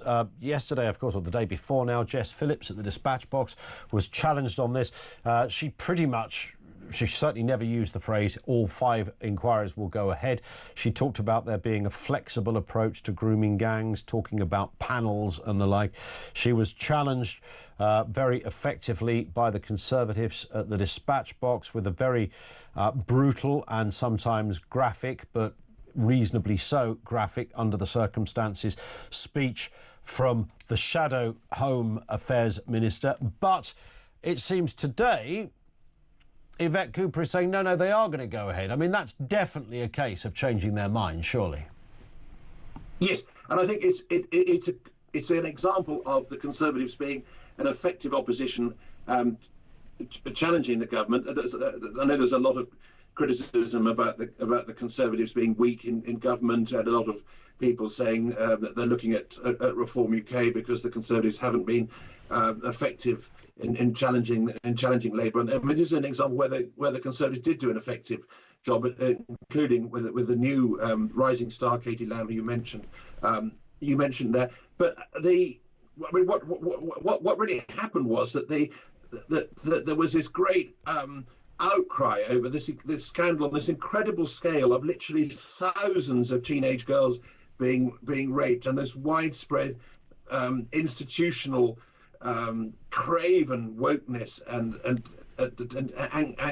anxiety to sort of cover the whole thing up rather than to actually deal with it. And there was such strength of feeling that then the Labour government thought, oh, we better placate that a bit by agreeing to these inquiries, and then hoping that then, the few weeks later the news agenda moves on and they could get away with just quietly cancelling it, and them saying, oh well, we'll give local authorities some money and they can choose how they investigate it, and completely missing the point. There needs to be proper inquiries. There need to be statutory inquiries where people have to appear. They have to give evidence under oath. It can't just be some toothless communications community engagement exercise where the local authorities are just given some money to avoid any proper accountability. Spot on. And this story as well, interesting one, this sort of came out of nowhere. MPs proposing a 5% Netflix tax on US streaming giants like Netflix, Disney and Amazon to fund British TV dramas via the British film industry. Industry figures are warning of rising costs threatening UK broadcasters' ability to produce quintessentially British programmes as streamers focus on global appeal. You can imagine all manner of challenges that would come forth on this. if you were having this conversation with an American, they couldn't quite believe somebody was discussing taxing a TV station or a streamer that was financing their own business, not asking for money from anyone, and somebody wants to stick an extra tax on them. Have they got any chance of this happening? I hope not. I think it would be foolish. We want to have lower taxes and less regulation, more choice, more competition. If you subsidise something, it tends to be awful. I mean, if you ever go to the theatre or whatever, but if you get, my top tip is anybody thinking of going to theatre, avoid like the plague anything subsidised, because it will be completely dreary and awful. And similarly with films, and so taxing somebody that's successul and then using the subsidy for some miserable, awful woke nonsense would be a great mistake. Having said that, I mean, I do wonder why we can't have more profitable commercial British drama. I mean, I spend a lot of time watching old black and white films, all these sort of Ealing comedies and the Hitchcock film. I mean, they're absolutely fantastic, and they weren't that expensive to produce, even allowing for inflation. I mean, they're relatively cheap, and technology should be making it easier to produce things. So I would very much like to see a flourishing entrepreneurial British film industry, but I don't think that subsidies and state control is the way to achieve that. Yeah, well, Netflix have just responded. They've rejected calls that it should pay towards British dramas, claiming it would penalise audiences and diminish competitiveness. So there you go. There's the official response from them. Harry, as ever, thank you. Harry Phibbs is local government editor over there at Conservative Home. Could there not be a British Netflix, is what many of you, I notice, on social media are saying. It's not as it, well, there is that, what was it called, BritBox or something? Is that still going? BritBox? Is it still out there, Sam? I don't know how many subscribers they've got to that. I think that's global as well. You can just subscribe to it in other, and that will give you everything from, the Sweeney back in the day. I think it's a hybrid of BBC and ITV and almost any British kind of, classic programmes. Downton Abbey, I'm sure, is there, and all of that. It's not as if we haven't got a substantial back catalogue of quality stuff. We've flogged it around the world for decades. Starting afresh is difficult, but then if you look at Netflix, what percentage of Netflix is really good? If you had to really ask that question, what percentage? We all got stung a little bit by adolescence, didn't we? I mean, let's be honest. I mean, it was good? Yeah, it was good. Was it the best thing that's ever been made? Absolutely not. Was it full of multiple flaws, which ordinarily you wouldn't pick up on, but given that we were told this is absolutely pitch perfect, it's been cleaned and treated like a finely cut diamond of TV. So when you go into it like that, you spot flaws that you might not have spotted before. And it was, incredibly well acted, no doubt about that. And, obviously Stephen Graham and all the rest, I get all of that. That bit's a given. But as it was stitched together, the one-shot thing got a little bit dizzy halfway through. Not quite sure what was specifically achieved by that, other than the industry going, well, that was clever. That was not for the first time, but it had all of that going on, and it was still good. It just wasn't the best thing I've ever seen, to the point that I still haven't seen the last episode. And that's over a couple of weeks. It's not had that thing going on. Although if you read the Mail online, you feel you've watched the entire series about 5,000 times, so maybe there's no need to. And that is the problem with streaming services, isn't it? Is there amidst those jewels that you often find that are fantastic, and everybody goes to work going, wow, have you watched binged or watched the whole lot in one go, etc. And then somebody just discovers an older classic, The Staircase, Making a Murderer, these kind of programmes that were huge. But actually, there's much more dross out there than there is, real quality. I stumbled on one quite recently on Netflix. And as I was watching it, I thought, I've seen this before somewhere. And I'll tell you where I'd seen it before. I'd seen it on YouTube years ago which was essentially just CCTV of a guy in America who I think had killed his family, something awful like that. And it was the interviews that were shown on YouTube. And obviously Netflix came along, they took the interviews, they added some commentary, they topped and tailed it with a little bit more information and stuck it on there as a drama. It was okay, but it wasn't what you'd say, you know, amazing original content. So yes, you've got to, you know, really get in there. So why not a British Netflix? And I'm sure there's absolutely enough homegrown talent to put it together. 0344 499 1. I was a new Superman this summer. Sam would have known that ages ago. I saw the trailer the other day when I went to see the Minecraft movie. 0344 499 1000. This is Talk.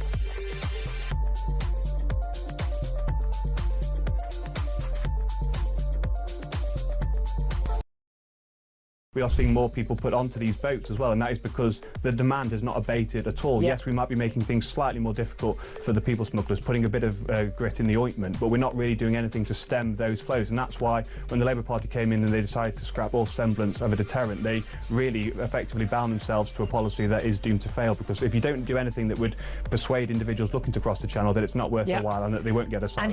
And here's why they think it is worth their while. They know they've got a very good chance of getting here, and once they're here, the odds are they're going to be allowed to stay.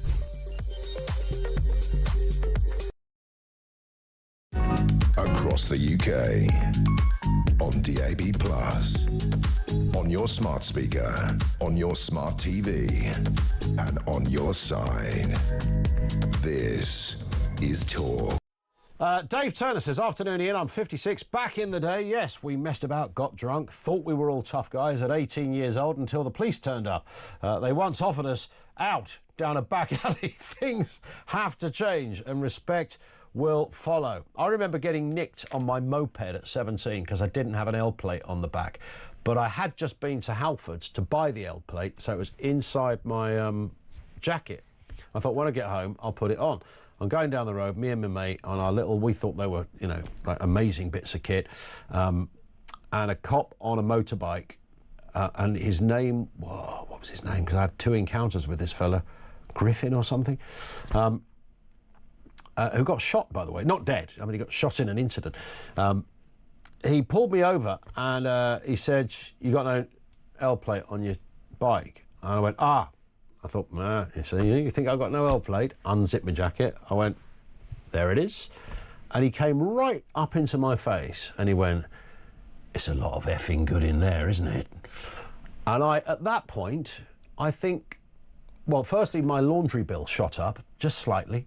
But I thought, yeah. And I was kind of thinking, oh my God, this man means business. I don't think it was going to hurt me. I don't know. Wasn't quite life on Mars territory. But the point was kind of made. And I know, look, people look at that now and go, that's not the way the police should behave. I promise you that that incident did stick with me in terms of, like, right, I better make sure that my lights work, my indicators work, and I've got the flipping L plate on the back. This from Tim, who says, government stated 13,000 more police officers by 2029. Is that 13,000 more than the 2029 numbers or present numbers? And have they taken into account the much higher figure of officers who will have left by then? That's a great point. So, in theory, there should be more officers by 2029 anyway, regardless of that announcement. So how many of those 13,000 are new numbers in addition to normal recruitment processes? But what Tim rightly says, and this has been the problem as governments have tried to re-recruit after Theresa May, and I was thinking about this morning, knowing we were talking about it, when Theresa May just got rid of 20,000, why? Of all people, you know, a right-wing Tory Home Secretary, Theresa May, got rid of 20,000 officers. They tried to re-recruit them, and they have recruited 20,000, but they've lost at the other end those that have either legged it for the hills because they don't want to do the job anymore, or those that have just retired or been pensioned off, you know, through medical reasons or whatever. So it's never a straightforward picture. Well observed, Tim. Thank you for that. Back to your calls. Joe is in Bournemouth. What are you thinking, Joe? Afternoon to you. Good afternoon. Just firstly, before we go on, I spoke with you some time ago when we had high inflation and we were talking about could it get worse? My point was it certainly could do, and look where we are now. Well, inflation got better, but... Well, yeah, but the economy... But the economy didn't really, did it? Yeah. It's like everyone, politicians, as you will be aware, Joe, dine out on that inflation number as if it's the only factor. Oh, yeah, no, not at all. But yeah, so back to today. Yes. So yes, firstly, I'd like to put a disclaimer that I don't think Labour would do anything to actually correct this problem and do it properly and make it work. But in theory, I believe that in towns and villages, having local bobbies could be a really good idea. But again, I think having woke bobbies won't be, because as we keep coming up with, it's all about the respect. Back in the day, we used to live in Hertfordshire. We're right on the line of the Met. Sure. And we would have a local bobby. He used to sit in our parents' front rooms regularly, talk with them. We knew who he was about. We respected him. And we'd have the Met occasionally come in really heavy-handed. Now, hearing Peter talk, maybe that's what they're after, was actually he was getting the information and the Met would follow up and sort of do their job. Well, you'd like to... I mean, but that's, to me, the missing part of the story is not... I mean, Yvette Cooper... I mean, who's advising these people, Joe? The idea that you've just got to tour the TV and radio studios, go, oh, 13,000 more coppers, and everyone's going to pat you on the back and go, oh, they're serious about crime. It's much more than that, isn't it? You know, we want a politician that's going to have some balls, who's going to say, no, actually, we've been doing this all wrong. People turning up at parents' houses because they wrote something on a WhatsApp group. Daft recruitment processes in West York. All of that's going to go out the window. We're starting from scratch. We're going to get tough. We're going to solve crime. Well, yes, but in theory, it's sort of got to get some balls. And they've got to start standing up again and being... Because youngsters won't... Well, that's also true. Yeah, and I think too many chiefs and, you know, not... again, I always have to put the caveat in. The average copper on the beat, you know, joined the job because they wanted to fight crime. And they get in and discover that they're now, you know, having to adhere to all manner of strange and bizarre rules and regulations that, you know, certainly when they watched the Sweeney back in the day or the reruns, they didn't think it would look like that, but it really does. It's a bit touchy-feely, I think, for many people. Too much. I think back in the best respecting policeman we ever had was one that actually got thrown out of the Met and put out to Hertfordshire, because we really respected him. He got a bit heavy-handed with some people and he told us about it because we knew him and he'd see us around. Yeah. And we really respected him because we were like, yeah, better not mess with him. Well, that's it, yeah, better not mess with him. Simple as that. Joe, thank you very much indeed. I'm still trying to think of the name of that copper. That nabbed me for the L play. It does stick with me, the fear. He was a massive guy as well. Clifton, that was it, PC Clifton. And he might still be around. And he was a tough old cookie, this fella. And I don't think coppers' job is to just put the fear of God into people. But in certain situations, I mean, a kid on a moped now, do they ever get pulled up anyway? Because you'd be scared to stop them. I think we'd stopped off for a smoke, actually. I think that's how he nicked us. This from Matt, who says we need police with handguns as a preventative to start. If someone attempts to stab them, they risk getting shot. How are they supposed to tackle someone with a zombie sword? They should be trained in a kind of martial arts so they can easily restrain people and protect themselves, just to give them the upper hand. I think the police in the US have it spot on in the majority of the times. It's rather extraordinary when you listen to, and I was hosting the Police Bravery Awards in Cleveland a couple of weeks ago. And I say this every time I've been to a Bravery Awards, and the national one takes place in July down in London.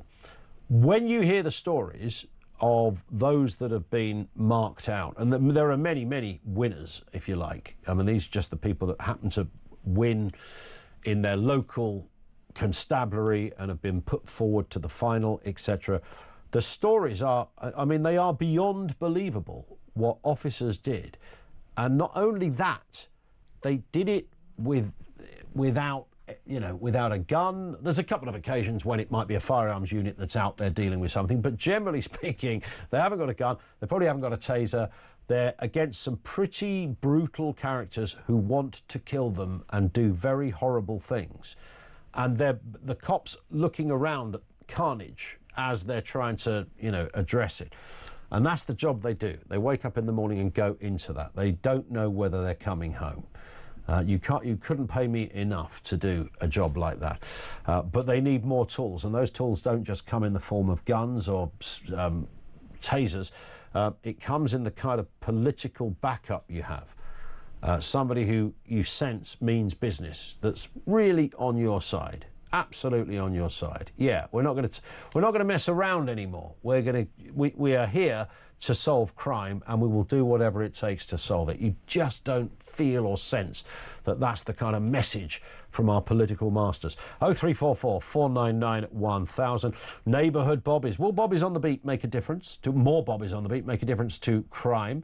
We're throwing that question out there. In addition to that, have you had an experience with a bobby on the beat? How does that, have you got one in your area? Literally, you know who they are, they're always around. Does that exist anywhere? Lines are open on that as well. Just gone 2:30. This is Talk.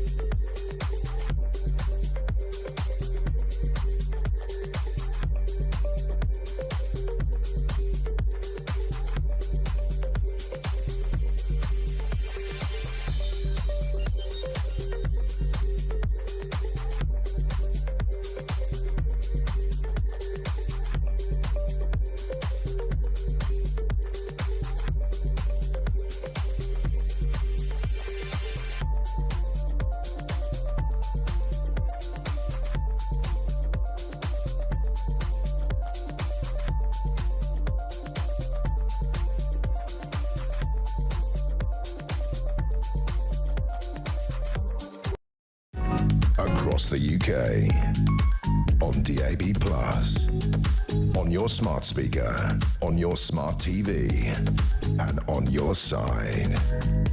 This is Talk. This is Talk. 0344 499 1000. This one in from Sally, who says, when I was about 12, I was cycling on my rally chopper to my dance class. I can't believe a girl had a... These were exclusively boy bikes, by the way, Sally. What were you doing? Believe me, that's gender appropriation. Nicking the chopper. Anyway, Sally says, I was riding on my rally chopper to my dance class, and I rode onto the path to avoid a red traffic light, only to be met by a pair of black Dr. Martens occupied by a PC, who looked at me and said, you won't be doing that again, will you? I went bright red and agreed, and spent the next week petrified that he'd turn up at my house and speak to my parents. Different times. Oh man, were they different times. Love that story. Sounds like the same copper who did me for the L plate. It was the same response. Love it. And always nice to remember the rally chopper. Mine was red. Sally, was yours? I'm going to guess they came in yellow, blue, red, and there might have been a green one as well. I don't know. Red was unbelievable. Got one for my birthday. And Kenny in Edinburgh says, Jess Phillips still doesn't get it. There should not be a flexible approach to rape gangs, but rather a very hardline approach. They're rape gangs, for goodness sake. Why would you need to be convinced about how bad that really is? And if you look at some of the responses of Jess Phillips in the House of Commons, bearing in mind she's Minister for Safeguarding Women and Girls, which the irony, I mean, that is the dictionary definition of irony. It should be written as an example in books, and was kind of watering down these inquiries until they clearly had a rethink in the last 24 hours, or the last 12 hours perhaps.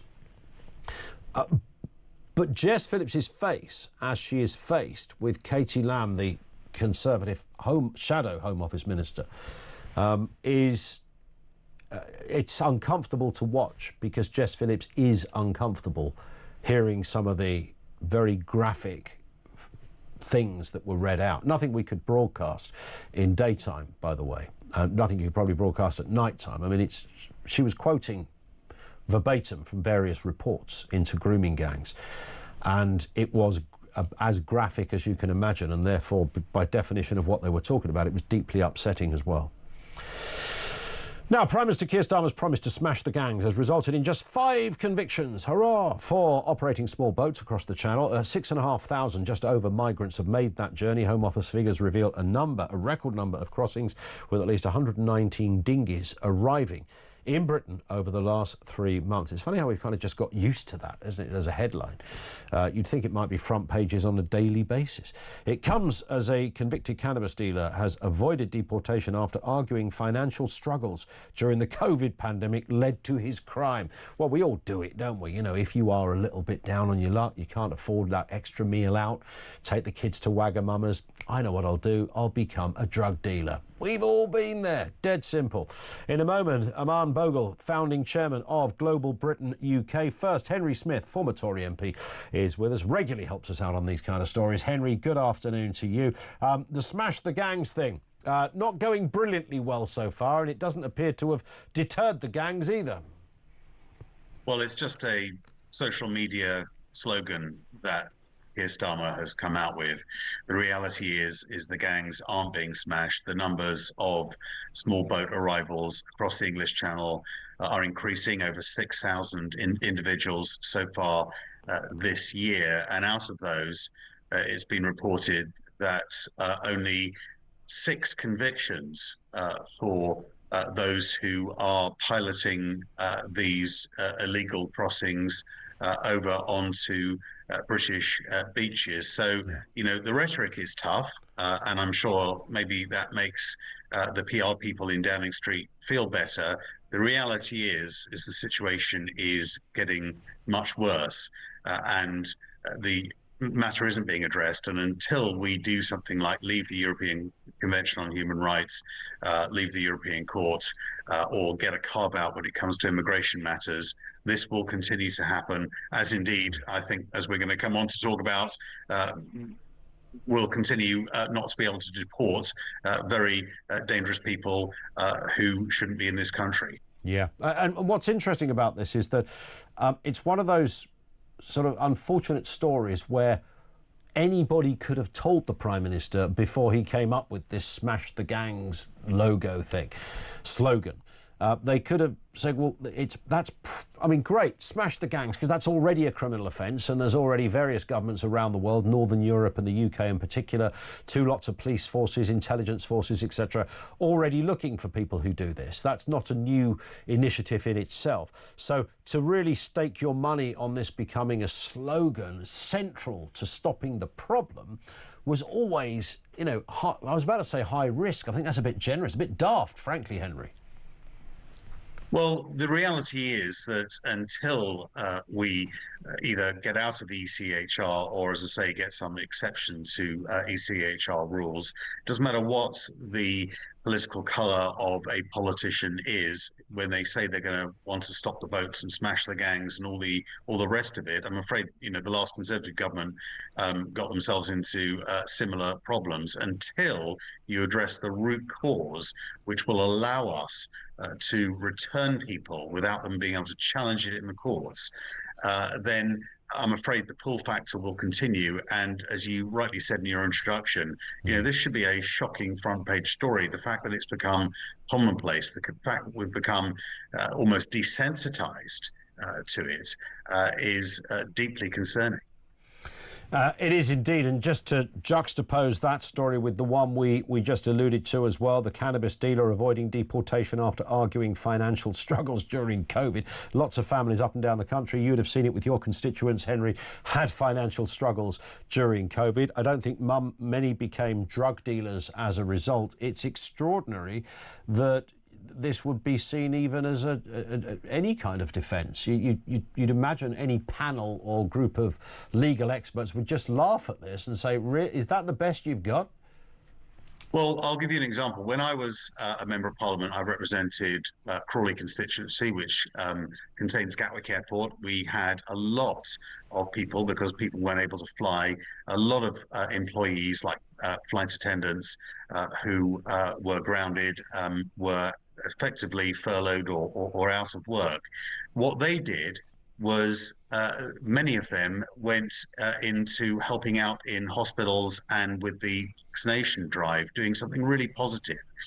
The idea that you get to stay in this country after being a foreign drug dealer, peddling your vile trade here, that somehow you get an exception because, well, COVID was a bit tough, wasn't it? Is an absolute mockery, again, of the ECHR, which means that people can claim all sorts of spurious rights.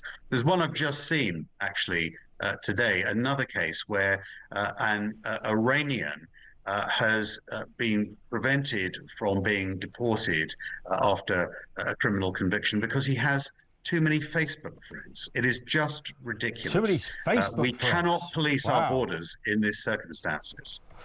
Yeah, and we all know the perils of too many Facebook friends. Listen, Henry, it's, you have to laugh at this stuff in many ways. Otherwise, we'd all be going absolutely stark raving mad. Henry Smith, thank you, sir. Always good to get your view. Former Conservative MP, of course, in the constituency of Crawley. Aman Bogle is the founding chairman of Global Britain UK. Aman, good afternoon to you. Nice to have you with us. Extraordinary times over there, it seems, at number 10. The Smash the Gangs slogan.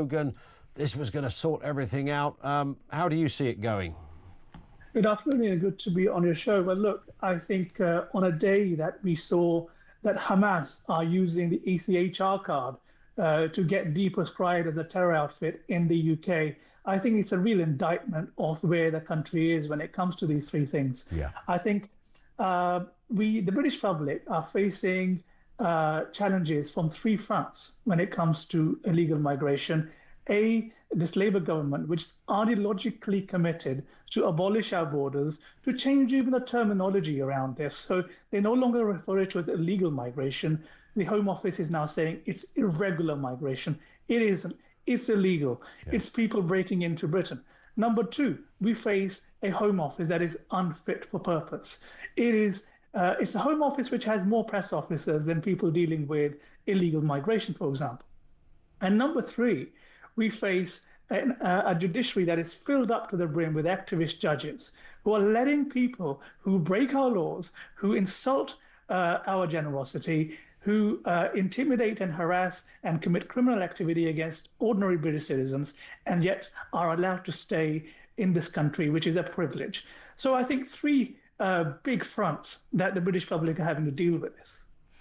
I mean, and it's extraordinary because if you and I were sitting having a drink with some mates, and it wouldn't matter which group of mates, you could get one group over there, another group over there. Everybody would agree that this is lunacy. There'd be nobody that would say, yep, this is all perfectly fine and normal, because there's nothing fine and there's nothing normal about what's happening here.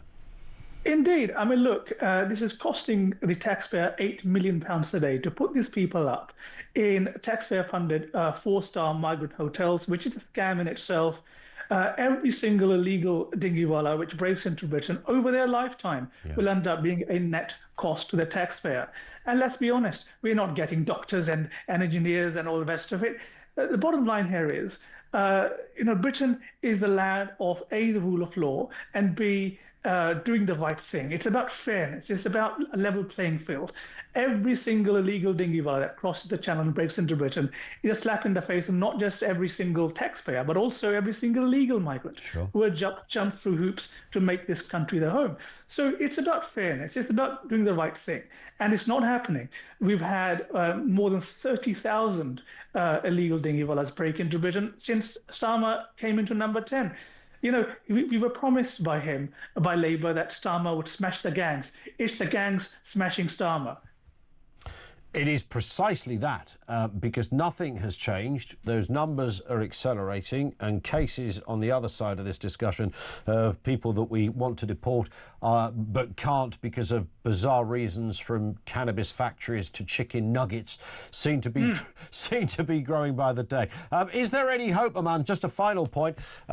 Any scintilla of light down the way where you can see a politician in this government somewhere that might begin the process of imploring or adding some common sense? Well, look, I think the whole nation is now seeing that when Labour are in power, they're unable to commit and deliver anything they're promised when it comes to this. And I think only the ballot box is the force that is going to bring about change. We've seen that in the US.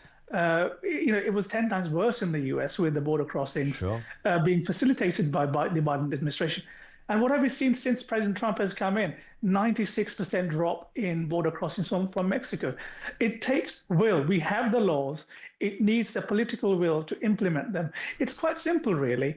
Anyone who breaks into the country illegally, well, they should be put on a plane, back, deported to France. What are the French going to do? It is their responsibility. And don't forget, we are paying them £500 million to police their own borders. Yeah, it's not like we're not throwing them a few quid on this one. I mean, they're doing quite nicely out of it. But then this is the country that have got a barrier to stop people taking boats down a road that stays open most of the day, as I'm sure you saw. So that's the kind of insanity we're dealing with. Aman, thank you, sir. Great to have you on. We will speak again. Aman Bogle, who's the founding chairman of Global Britain UK.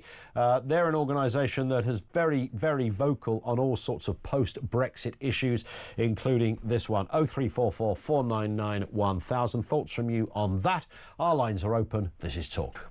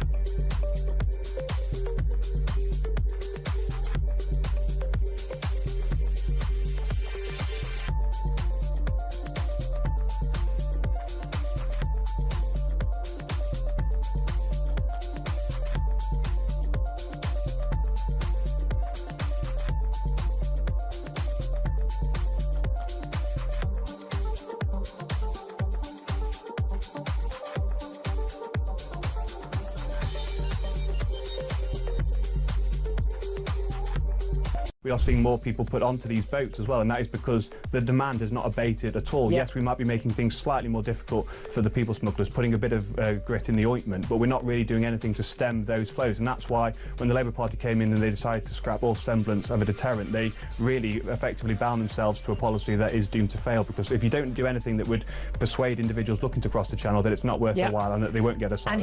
And here's why they think it is worth their while. They know they've got a very good chance of getting here, and once they're here, the odds are they're going to be allowed to stay.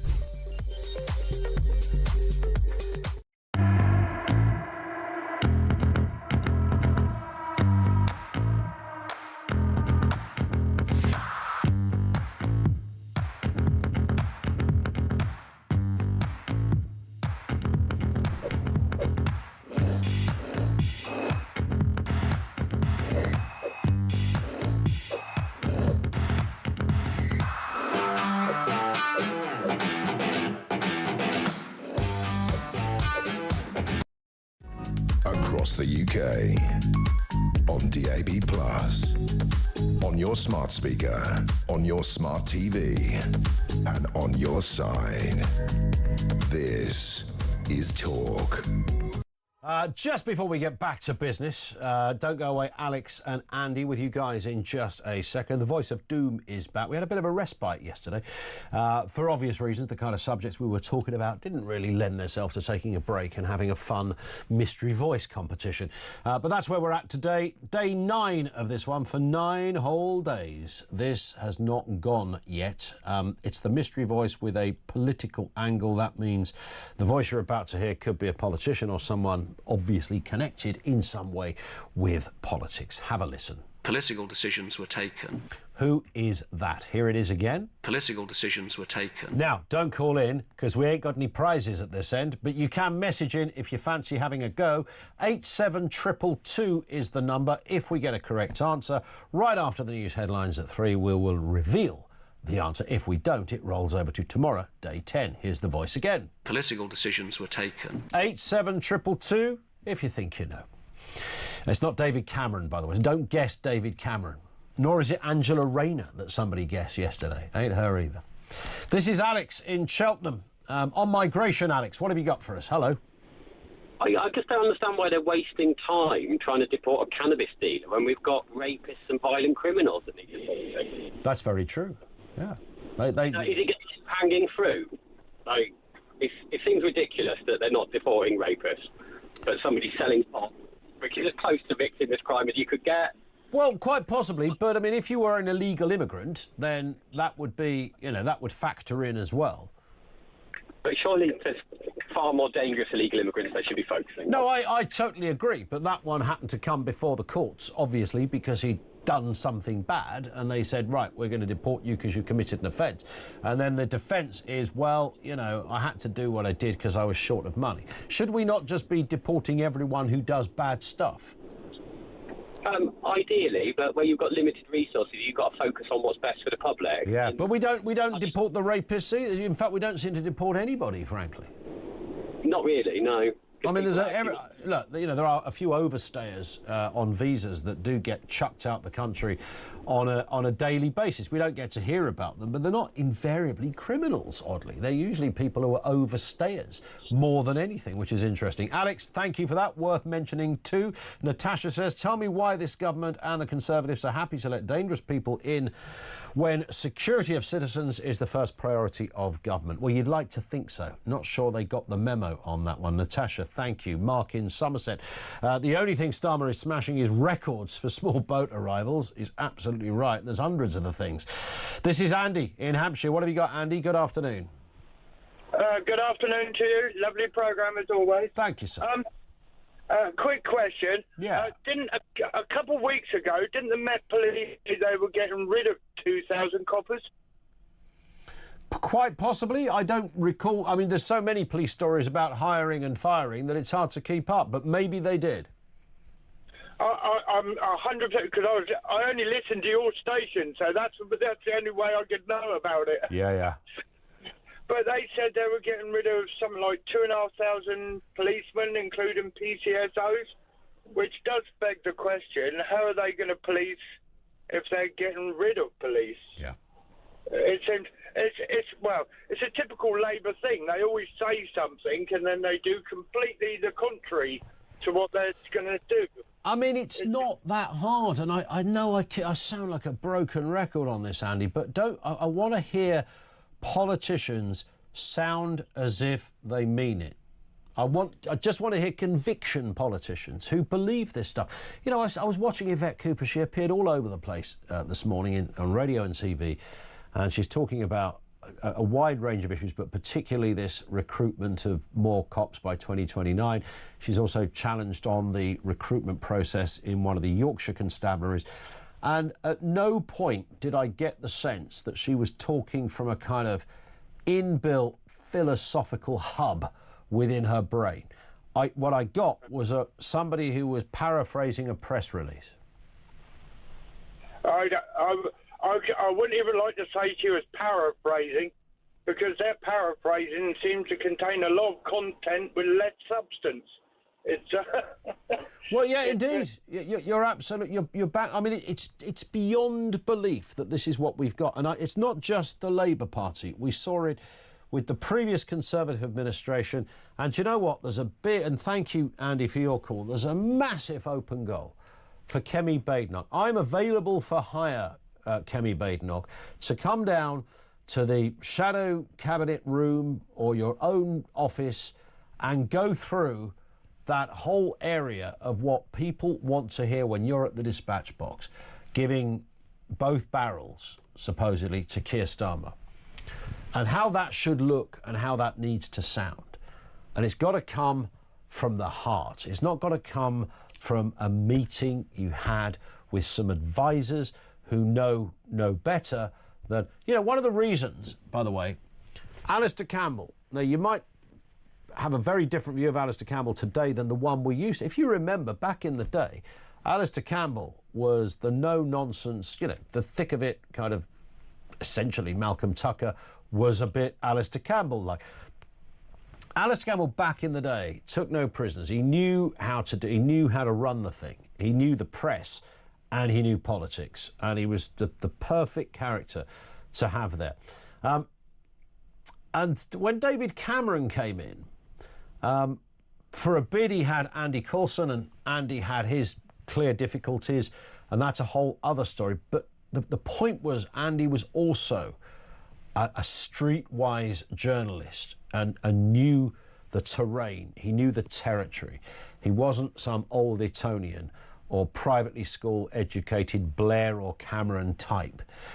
He came from that area of the kind of media stroke politics spectrum. And when he went, nobody like that replaced him. And so you had, and I remember meeting a lot of Cameron's advisors when Cameron was in opposition, and we had him in a couple of times when I was on TalkSport, and many of those people then, of course, went into Downing Street with him. He was surrounded by people from, my point is this, from the same kind of background. And that's what you find with so many. There's no one that comes from my background or your background that is sitting around advising these people. So they think they're doing a good thing. Oh, I know what, Home Secretary. Why don't you talk about Bobby's on the beat? Because they like that in Blighty. They'll lap it up. Middle England will think you're great. And it's like, no, you're a decade or so too late on that one. You've got to have a different kind of tone. You've got to have a different way of delivering this. And Kemi Badenoch, to go back to her, if she wants to land some real blows on Starmer, I mean, to say it's an open goal, there's not even a goal there. It doesn't even exist. The goal has been removed. She could kick anywhere and score. But at the moment, the hit rate, despite that, the hit rate is not, it's got a little better. But there's so much to go on. And it's a case, I really believe this, of talking the language of both common sense and the language of the average person. When I chat to my neighbour, when I chat to somebody on the train, when I chat to my colleagues, and we talk about what's up with this place, this country, what needs to be done. That there, right? Okay? Not some little hypothecated Middle England tiny cul-de-sac place where your parents have got a farm in the Cotswolds. Real people, real language. Ain't hard to understand. Coming up after the news, the voice of doom. Will we get an answer? Here's the voice. Political decisions were taken. Who's that then? 87222 if you think you know. Details coming up on the other side of the news at 3 o'clock.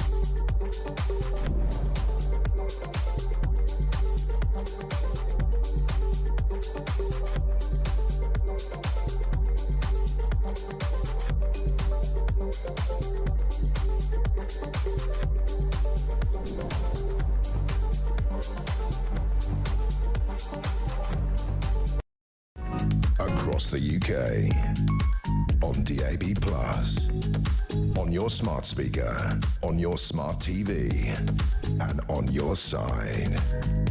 This is Talk.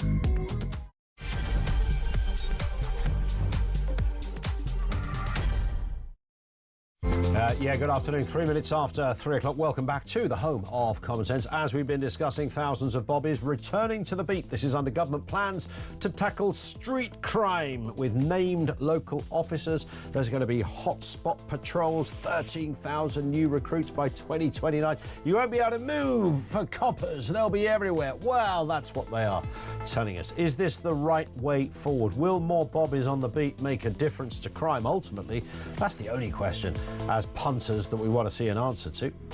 More on that from you on the way. Also this afternoon, the EU is pausing retaliatory tariffs after Donald Trump announced a 90-day delay on new global levies, while China, and he's really honing in on this one, facing 125% tax on some of those US imports. He says it's open to talks but won't accept pressure, threats or blackmail. Over there in China, they're pretty much saying the same thing. We'll have more on that in just a couple of moments. And Britain's biggest debate competition, run by the Oxford Union, is pressuring hundreds of students, some as young as 14, to declare their gender pronouns or risk disqualification. Yeah, you heard that correctly.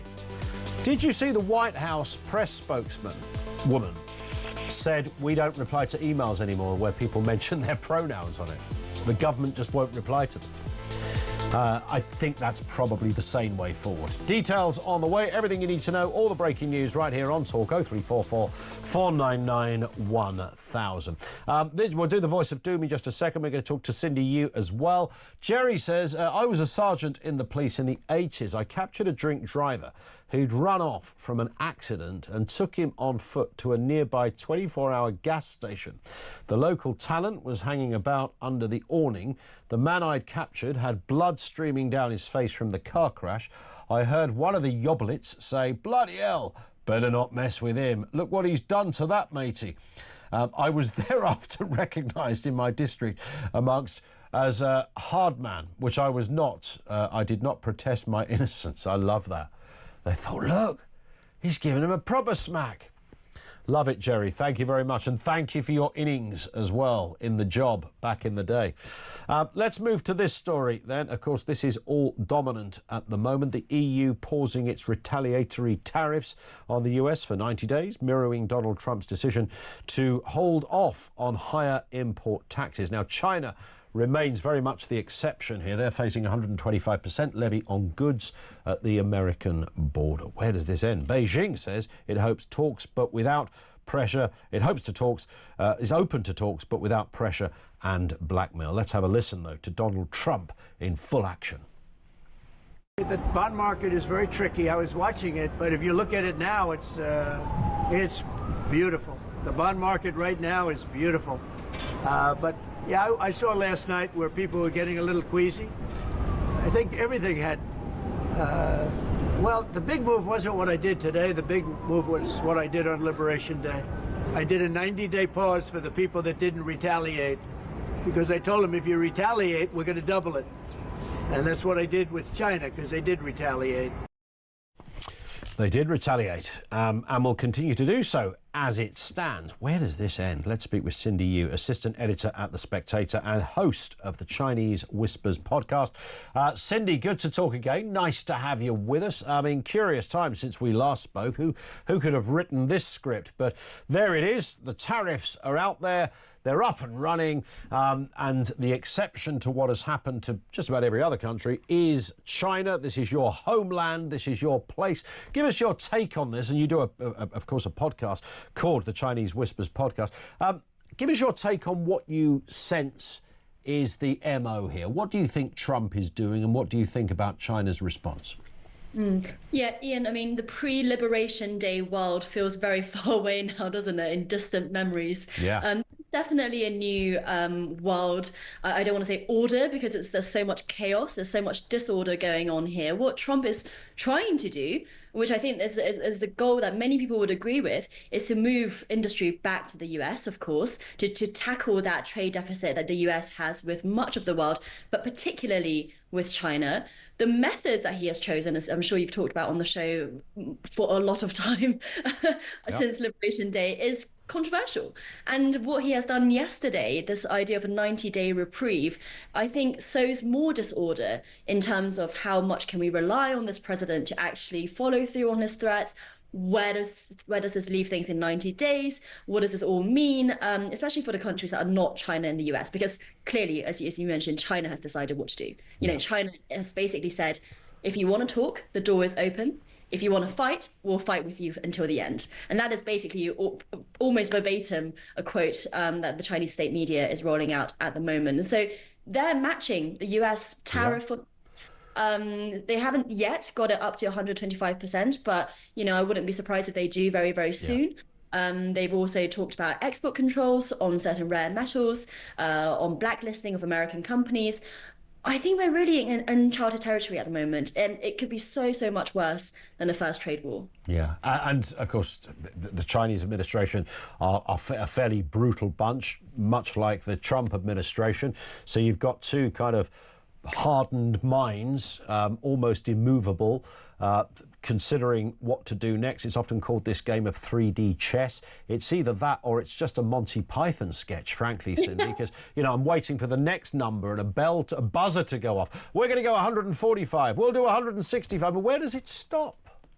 Yeah, absolutely. I mean, I personally have been surprised by how much appetite China has to engage in this fight because, you know, economists are debating fiercely at the moment about how much China can really take the shock of a trade war like this. And I'm not, you know, expert enough on economics to know who's right and who's wrong. And I think a lot will have to play out.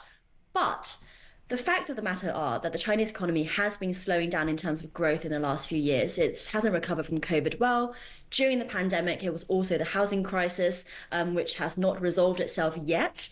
There's another hard truth, which is that China simply imports from the US less than the US imports from China, which means that the amount of products it can levy tariffs on is just simply less. I mean, that's just a fact. So I was surprised that China has so much appetite for this fight, but clearly in Beijing, they calculate that for various reasons, they do have the stomach for it. And, you know, we will just have to see. But frankly, you know, at the moment, I think your wrestling match analogy is good, but they're sizing each other up. You know, they're walking around the ring, as it were. I'm sorry, I'm torturing this analogy now. But the punches haven't really landed yet because the tariffs have only just come into play this week. So we haven't really heard from consumers and manufacturers on both sides about the pain that they are about to go under. And I think once that really kind of feeds itself through the system on both ends, both sides will have a much tougher campaign to say, look, this is the right thing to do, because there will be a lot of economic pain coming down the road. Yeah, and we are dealing with sort of vainglorious characters here. There are egos happening along this. I saw somebody observe on social media, they said, this is a terrible recipe for disaster. Two men, both in their 70s, Trump is slightly older, and they're both Geminis. Yes, I saw that. Did you see it? And therefore, you know, that is a recipe for disaster. Nothing's going to be solved again. But in the absence of any other logical explanation, I did wonder that maybe that's as simple as we've got to analyse this. Yeah, I mean, I think that's definitely a part of it, right? In terms of Xi Jinping, from the very beginning of his leadership, has been a much more assertive, much stronger leader than his predecessors had been for maybe, let's say, the previous 10, 15 years. And so that already, you know, back in the 2010s, the world was like, oh, okay, here's a new kind of leader. They, during the first trade war, was a bit more, a bit more willing to appease Trump. They didn't really know what to make of him. The Chinese economy was still very intertwined with the American economy. Since then, it does feel like Xi is a bit more battle-hardened. He's slightly more confident in the Chinese capabilities. And also, in the last 10 years, China has spent this time decoupling from the US as well. That hasn't just been American direction.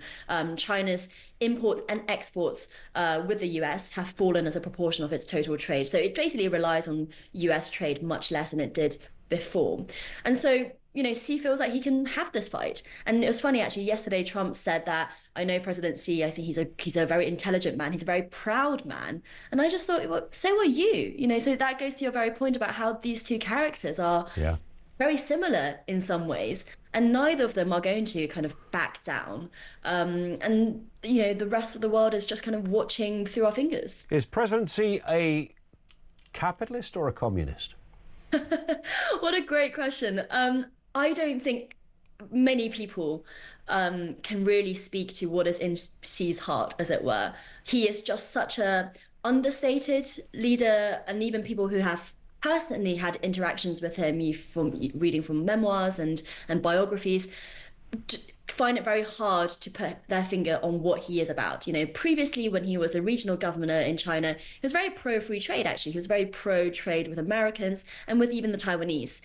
Since then, as he has become the leader of the Chinese Communist Party, he has cracked down much more on private companies. He has cracked down much more on businesses. And we saw during COVID how he cracked down on Chinese individuals as well. So it's very hard to say what he really believes in. All we can judge him on is his actions. It's often said, and this may be a very sort of crude and simplified version, that China is socially still very much a communist country in many respects, rule of law, human rights, and all the rest of it, but works with a veneer in terms of its economy of capitalism, and it does it unashamedly. Is it that simple? Is it that? I would replace the word socialism with authoritarian there. I would call it a capitalist authoritarian state. Yeah. I don't see that much socialism really going on. In fact, a few years ago, Marxist students in a southern China campus were actually disbanded from their Marxist society because they were speaking for local factory workers and for their workers' rights a bit too much. That's not a socialist move for government to disband those students. Yeah. What it is, though, it's capitalism. In many ways, actually very similar to the states. The welfare state is very, very small. It's not very generous. The health system, there are definitely some pensions and that kind of stuff, but not very generous at all. And actually, in terms of personal liberties, seatbelt laws, smoking indoors, all of that kind of stuff isn't implemented as much as what we might here call a nanny state. So in those senses, it's actually bizarrely American.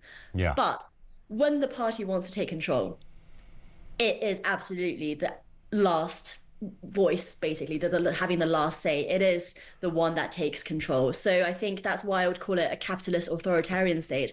And I don't really see socialism playing much of a role, other than perhaps a little bit of rhetoric from the leadership. So we're at a crossroads, an impenetrable, the immovable object, as physics would define it, of tariffs between two powerhouses.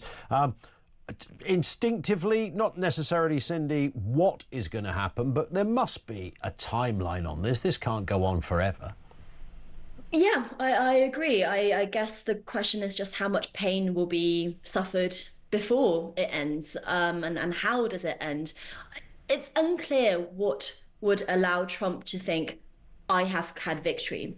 If you look back to the first trade war, there was a deal struck in 2018, and analysts at the time said, in fact, it didn't give the Americans that much. The Chinese pledged to buy more soybeans from the US, thereby, ameliorating that trade deficit a little bit. But in reality, they didn't actually follow through on that much, and Trump never really followed through either. So I think there's an element of face saving here, where both leaders need to feel like they're winning, or at least that they've not lost.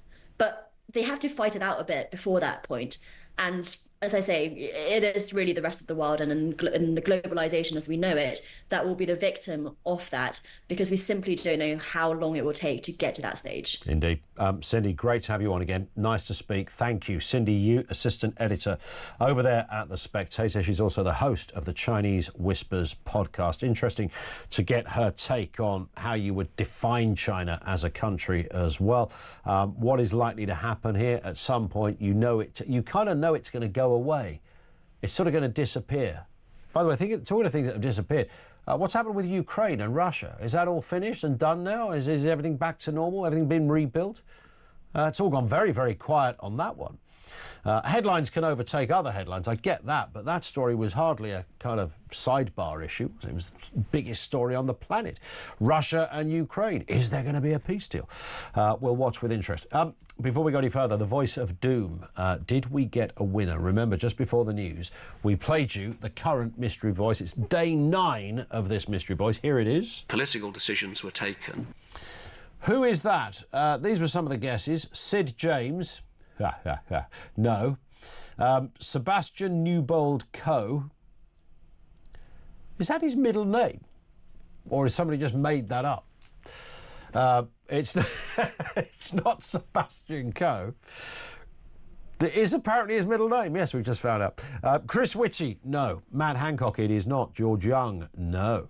Ed Balls, it isn't. Lord Agnew, no. Vaughan Gethin, no.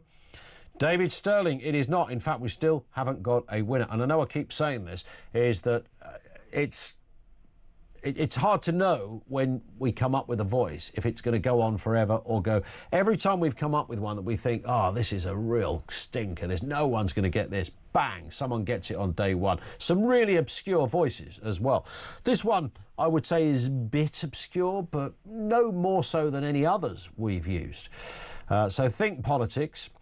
I can't give you a further clue than that at the moment. Here's the voice again. Political decisions were taken. And tomorrow at about 2:45, we'll bring it back for another go. Day 10 of the Voice of Doom. Meantime, we're going to be back on the phones with you. 0344 499 1000. Coming up on 20 past 3, this is Talk.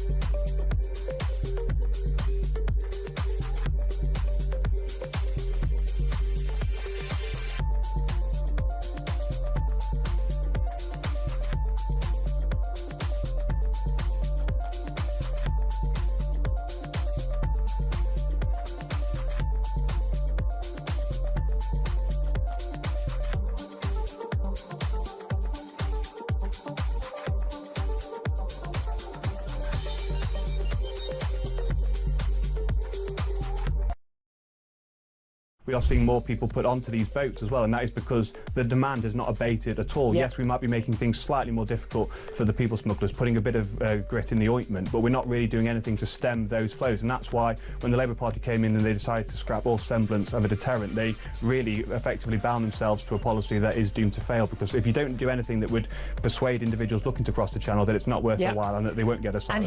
And here's why they think it is worth their while. They know they've got a very good chance of getting here, and once they're here, the odds are they're going to be allowed to stay.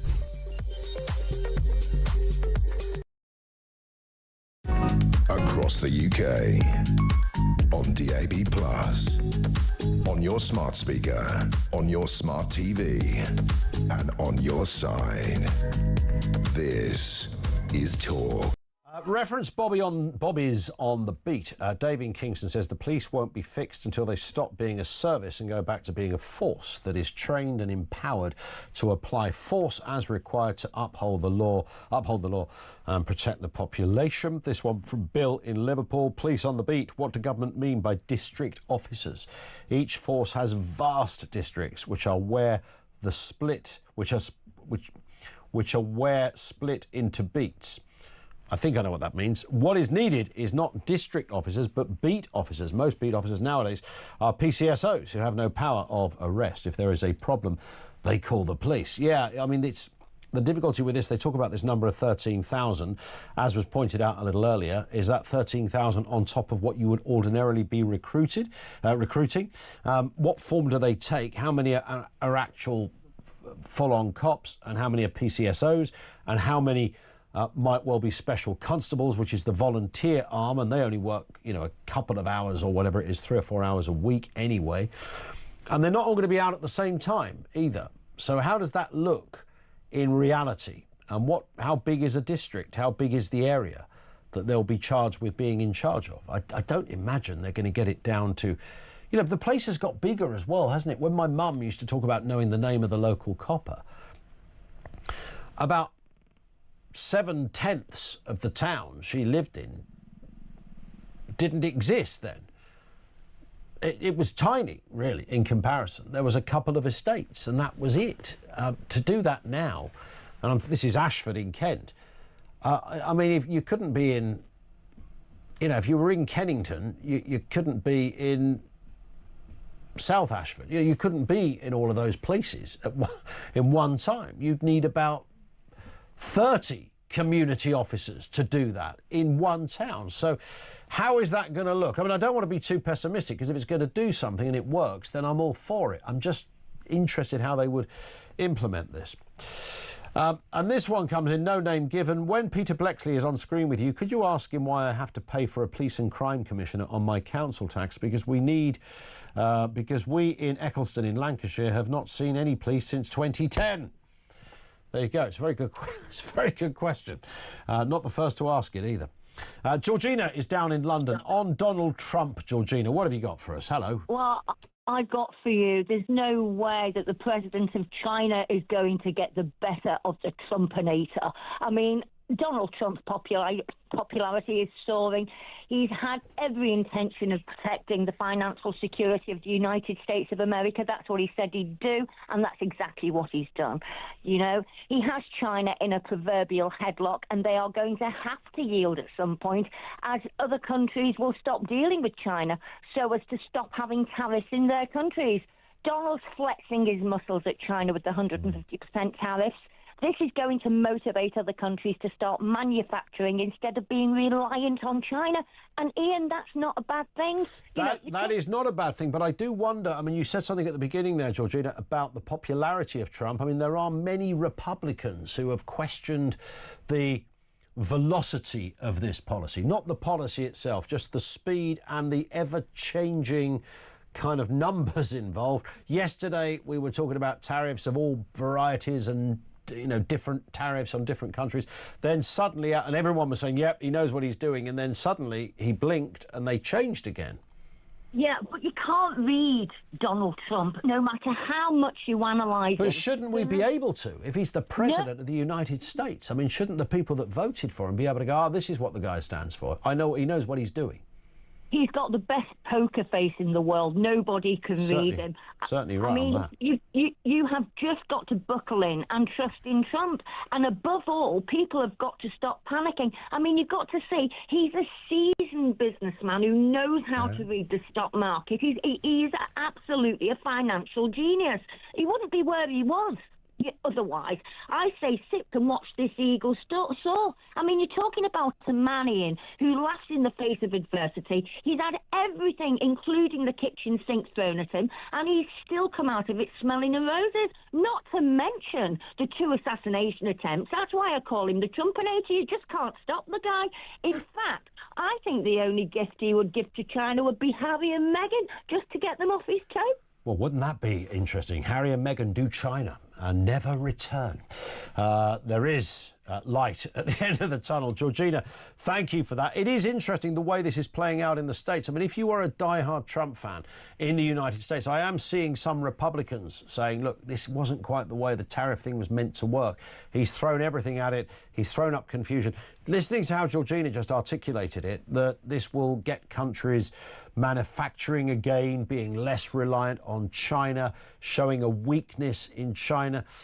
Oh, look, if you go over to Amazon now and check out what you can buy, you might look at that and be surprised how much of it comes from China, which is kind of almost I wouldn't say all of it, but a massive percentage of stuff. And even if it's not Chinese, there's Chinese components often, mobile phones, etc. It might not be a Chinese brand like Apple, but bits within it will be Chinese, no doubt about it.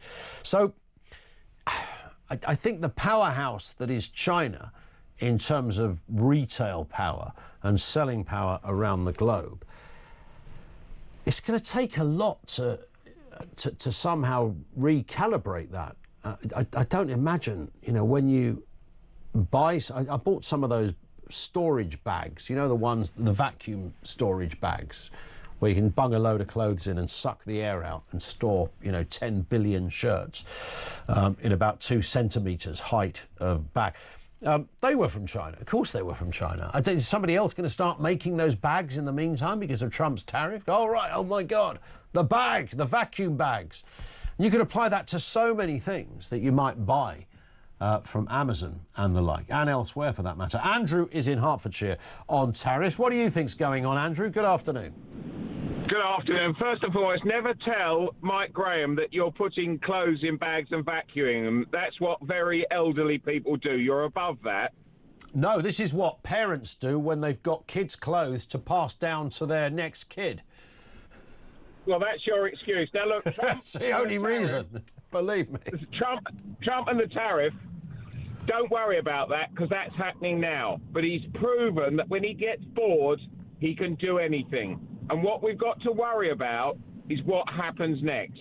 The reality of manufacturing is if you were to cast a slab to put a factory in, say, Slough or Dartmouth, the reality of it is we've got no people there that are specialised in the area. You take me, when you're on holiday, drop me in the studio, I want to do the programme. It doesn't work like that. It's a highly skilled thing to do. So our thoughts on the tariffs are China's going to be boxed into a corner. Everybody thinks that's good. You've got to fear that. But don't fear the tariffs. Fear what he does next, because he could do anything. Well, yes, he could do anything, but wouldn't it be good to have a... Are you saying that's a skill that he could do anything, or it's a weakness? Because it's a weakness for the markets, because the markets don't... He spooked them once. He could go to Iran and start to crush that, couldn't he? Yeah. He could go China and force China to invade Taiwan. He wants to play the part of the big disruptor. If you've got nothing to disrupt, you get bored, you do dumb things. So he's just playing a game because he's bored? Yeah, because when you're at the top like that, how can you show power? Only by causing utter chaos for no discernible reason. Yeah, just one sentence at a press conference can change the face of a country's economy. Yeah, did you ever think anyone would have that power? You spook the markets by saying you're going to take the tariffs off, and then 2 days later you do. Imagine you have that. It's almost like we're watching Nero in the Colosseum looking down at the gladiators. Yeah, but are you taking all of this as a positive or a negative? I'm very fearful, because you don't know what he could do next, Ian. That's the fear. 100%. Yeah, 100%. Andrew, thank you. And that tends to be, I think, most people who work in that area of markets and economy, etc., have that, would probably say, on balance, more people have a fear than have a positive perception of it. Nikki says, talkTV is supposed to be the broadcaster of common sense, but most of your, if not all your presenters, back Donald Trump. Oh, and look at the state of things now, says Nikki in Tunbridge Wells. Well, Julia is very much not on Team Trump on this one. She's been very vocal about what he's doing. I think before the election, remember there was a choice, Nikki, of Kamala Harris or Donald Trump. That was, to many, just a no contest, OK? So that might explain why there was some support for Trump. It wasn't because everyone thought Trump was amazing. It was because the opposition was so horrific, it didn't bear thinking about. What Trump is doing now, I'm tenuous on this one. I would like to believe there is a genius plan that is waiting in the wings to be hatched, and all of this will come good. I liked what Trump did, certainly on military funding, I think he was spot on making that point, something that Biden and others have never gone near. I think a lot of what he's done domestically with his own immigration policies and promises he's kept to, certainly at the moment. It's a long-term strategy, so you won't really know for a couple of years. So I would say it's too early to say, look at the state of things now. It's a really wobbly time. He's also got Putin and Zelensky around, not quite the same table, but around the table to debate peace. That's something that Biden didn't do either. So I'm putting that out there to Nikki in terms of balance. I don't think anybody should be looking at Trump going, oh my God, the man's a genius, isn't he fantastic? Yes, yeah. Let's, everything he's doing is good. That's a fault. I see people do that, and that's ridiculous. Because clearly not everything any president or leader would do is good, and we shouldn't have a messianic worship towards any politician, because most of them, regardless of who they are, should not be trusted by dint of being politicians, whoever or whatever party. 0344 499 1000. Just gone 3:30. This is Talk.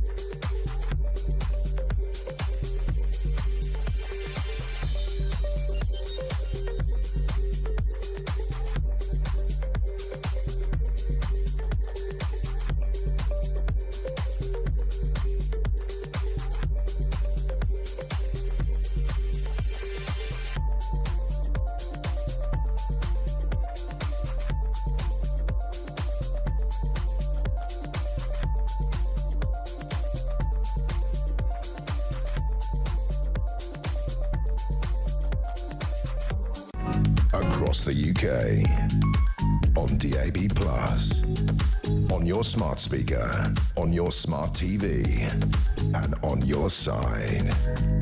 This is Talk. 25 to 4. Peter Cardwell is here at 4 o'clock with Drive. Looking forward to that. We'll chat to Peter before then to see what is going on the big show. Also, students competing in Britain's largest debating event are being forced to declare their gender pronouns. Those taking part in Oxford Union's schools competition, which includes participants aged 14 to 18, are instructed to state their pronouns such as he, she or they at the beginning of each debate round. Organisers warn that failure to comply with the equity policy could result in immediate disqualification from the contest. I say this every time. I think this is one of the more sinister stories that I've read. Disqualified for wrong speak, basically, and disqualified for something that is kind of sort of an optional extra. And you could take it further and say disqualify for something that actually is meaningless and doesn't really mean anything anywhere in the world other than to a politicised mind who doesn't know any better. Let's speak with Suzanne Evans, the political consultant on this. This is all shades of bonkers. We could write it off straight away and just say this is madness. But if people are taking part in a competition and they're going to be disqualified because they won't state their pronouns, really? Who's running this competition? China? It's the Oxford Union. Would you believe it? That so-called bastion of free speech. Right. Funnily enough, they've just asked me to speak to them. We haven't fixed a date yet, but I think if they ask me their pronouns, they might get rather a rude response, but we shall see. No, this is, as you say, it's deeply sinister, really. It's bad enough, I think, as an adult being talked about your pronouns all the time. So LinkedIn, for instance, now, the professional website for business connections, asks you to state your pronouns. There is a way to opt out of it, but it's not easy. But actually trying to get children to buy into this ideology is, exactly as you say, Kevin, deeply, deeply sinister. It's a form of brainwashing, isn't it? You do as we do, or you won't be able to compete in this competition. You buy into some ideology that has no basis whatsoever in biology, or we'll kick you out. Totalitarian bullying. I don't think you can call it anything other than that. No, you really can't. And I thought it was interesting that the press spokeswoman at the White House yesterday made a statement where she said that we don't respond to any emails now in government that have pronouns declared on the bottom of them. And I thought, good for them, because they're not going to play this daft game. Yeah, it's very interesting because, I talk to government departments a lot, and very often people's pronouns, there they are. And you think this is almost like a virus that has infected whole institutions. Yeah. And clearly it's even got as far as the Oxford Union now. But I think it's also, for me, the fact that they're getting children involved here, it's pushing this idea that if you want to, they're saying to children, you can change your sex. You can defy biology. If you want to, you can even become a multiple personality and call yourself they or them.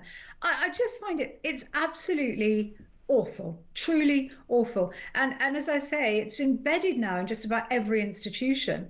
And I don't quite know how we eradicate this awful ideology. I mean, it's like saying Sigma. I mean, it's just like kids' vocabulary, really. No adult with a brain buys into this garbage. Everybody knows it doesn't mean anything. And in fact, as somebody's pointed out here, when you're speaking to someone, you never need to use their pronouns anyway. So I'm not quite sure what is achieved by stating your pronouns.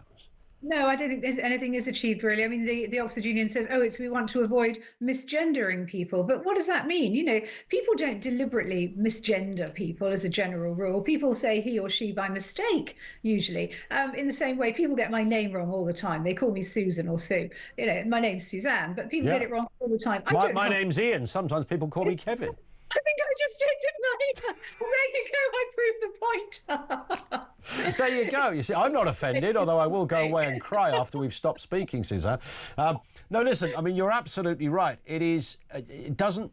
I often find with these stories, even if it's something I really disagree with, that maybe somewhere or something I can't quite see, there is a logical explanation. I might not like it, but there's a logical explanation. With this, I really cannot see one. I can only see harassment, bullying, a kind of, an underlying malaise of nastiness, I think we could say. I think that's a great line. Yeah, I totally agree. If they just said, look, we don't want to offend anyone, we don't want to misgender anyone, so if you'd like to state your pronouns, that's fine. But to say, you must state your pronouns or we might not let you compete, that's a whole different ballgame, isn't it? Spot on. Suzanne, thank you. I got your name right as well. Suzanne, thank you. Suzanne Evans, political consultant. Oh, by the way, Suzanne, while you're with us, I meant to ask you this before you disappear. Scotland, there's another story about kind of, strange things that go on in terms of the upside-down world we are living in. Scotland's prison watchdog has recommended that taxpayers fund wigs and underwear for transgender inmates to support their transition. Critics say this prioritises ideology over fixing overcrowding and poor prison conditions, like many of the ones we've talked about over over recent time. I mean, the idea that taxpayers are going to have to buy knickers for a bloke who's in prison is a bit weird, right? I just think that it's another example, isn't it, of a sort of institution that's gone rogue, I think. And in this case, it's the Scottish Prison Service. And I think what particularly upsets me too is that we're talking sometimes here about men who are pretending to be women who've got a very violent sexual criminal past. Yes. So, for instance, I think this originally came about because a serial rapist called David Smith said he needed to have a wig to be able to live in the body of a woman before he had full surgery. Now, this guy's raped 8 women. He tried to murder his pregnant ex-girlfriend, and he sexually assaulted a 5-year-old child. Why are we pandering to these people? But I have to say, I'm also not surprised, because this is the same prison that we're talking about. And, well, not the same prison, but the governor of the prison, the governor of the prison is also going to be, I think, in charge of the new HMP Glasgow when it comes on stream. And he's on record as saying that he wants that new prison to be viewed as a community facility rather than a prison, a place where you could walk into on a normal day like Costa Coffee. I mean, really? this is not a health and well-being club. This is a prison. And I think we've gone too soft on crime. People are forgetting what prison is for. It is to lock criminals away, to protect the public. It is not to give them, frankly, what looks like a holiday where they can have orchards and lawns and walking routes and gardens and community spaces. Ridiculous. 1 in 8 of the population doesn't have a garden. I think the prison service needs to wake up and realise that actually what it's offering some prisoners is a hell of a lot better than a lot of law-abiding people in this country get. And you're right. I mean, the quoting the serial rapist and killer and, you know, absolute horrendous abuser who declared they have to have a wig on their head, which also spectacularly, I mean, the idea that somehow defines you as a woman because you put a bit of lipstick and, you know, have long hair is, I mean, it's not just, it's a bit insulting, but it's just completely misses the point of what being a woman is. Yeah, it absolutely does. You know, why should you make a special case for trans prisoners? I had a look at the kind of items that prisoners are allowed in when they're in jail. A wig isn't among them. Makeup isn't among them. The only jewellery you're allowed, for instance, is a wristwatch or a wedding ring. And yet here we are talking about wigs for men so they can look like women. It is, I think most reasonable people will think this is absolutely insane and a complete waste of taxpayers' money. Spot on. Suzanne, thank you. Suzanne Evans, political consultant on that point. It's Germaine Greer gave you'll find it online somewhere, a really good piece when she was asked about, you know, being feminine as distinct from being a woman and the differences in the two, which are there for all to see. But to hear a sort of globally renowned academic and feminist making this point was really interesting. And sticking a wig on your head and a bit of lippy and trying to look like what you think a woman is now that might make you look feminine. It doesn't make you a woman. It's never going to make you a woman. And even if you absolutely and passionately, and I've never doubted this, by the way, really feel you're in the wrong body. I get all of that. I think most sane people do. But sticking the wig on, it might make you look like somebody you think you feel like, but it doesn't in any way endorse or authenticate your status as a woman by having some long hair, wearing some frilly pants and sticking on a touch of rouge. That doesn't make you a woman. That can make you look a bit feminine. It will not make you a woman. So the idea that serial rapists are asking for this in prison it's sort of horrific, but it's beyond, it takes perversion and twisted logic to a whole new level when authorities are happy to advocate that the taxpayer should finance it. Seriously. As for the Oxford Union and their pronoun debacle, I mean, get in the bin, guys. Seriously? With a straight face, would you sit here opposite me and say this is a good thing to do? You will mostly be able to tell someone's pronoun. I mean, they might decide to have a different pronoun, but you'll be able to go, yeah, it's a bloke, that's a girl. It's usually that easy, you know. If you wanted to get more personal about it, you could establish it in another way. You know, do you have your little man bits? Yes. Well, you're a bloke then, right? Why would you need the pronouns anyway? What's the desire to have them? It's just politicised identity politics in full throttle, but on this occasion being championed by something as, what I thought was as precious and as iconic as the Oxford Union, the free speech debating arena. Nick is in London. Nick, welcome to the show. This is on police issues. What are your thoughts? Afternoon to you. Hello, Ian. I hope you're well. I can't help thinking the authorities in this country have got to death wish, like they are intended to collapse society here, because so many things which are done defy any common sense, never mind the logic. Yeah. And the latest thing about someone I heard earlier couldn't be deported because they got too many Facebook friends. Did I hear yes, that's right. Yeah, I'm not quite sure what the reason would be there. But the judges looking at this can't be using any metric of the common sense, and neither can Parliament, because it should simply take a one-sentence piece of a legislation that we can deport anyone who's come here illegally, and this law takes the precedence over the PCHA. 100%. Yeah, 100%. And it could be done this afternoon with the law enforced tomorrow. So if Parliament won't do that, it begs the question whether they actually want to. 100%. And when I listen to some of these characters, and they existed in the last Tory administration, but they are particularly visible because they are the government in this administration. They don't want to. I sense, Nick. I don't think it's not in their DNA. It's not in their thinking. Ideologically, they don't give a toss about this stuff. They don't really care. In fact, they care more about the opposing side. They might laugh at chicken nuggets along with the rest of us, but most of them are kind of all right with this stuff. Yes, I agree, and I think it comes down to they actually want to destroy society, want to collapse the way the British people live their lives, which I think is so dangerous. I mean, this is as dangerous a government as I can think of, and I'm not an old man moaning and saying how things were great in the old days. They weren't. But it defies any kind of common sense and logic, and that being so, it's got to be on purpose. Spot on. Nick, thank you very much indeed for that. 0344 499 1000. Mike in Lincoln says, great show. We need more Suzanne Evans and her straightforward, sensible views everywhere. Keep up the good work. Spot on. And they're the kind of things that most people think, OK? Most people think this stuff. There's no doubt about that. And I defy anyone to go around the country with a clipboard into every town centre and ask this kind of question about wigs and pronouns and all this guff.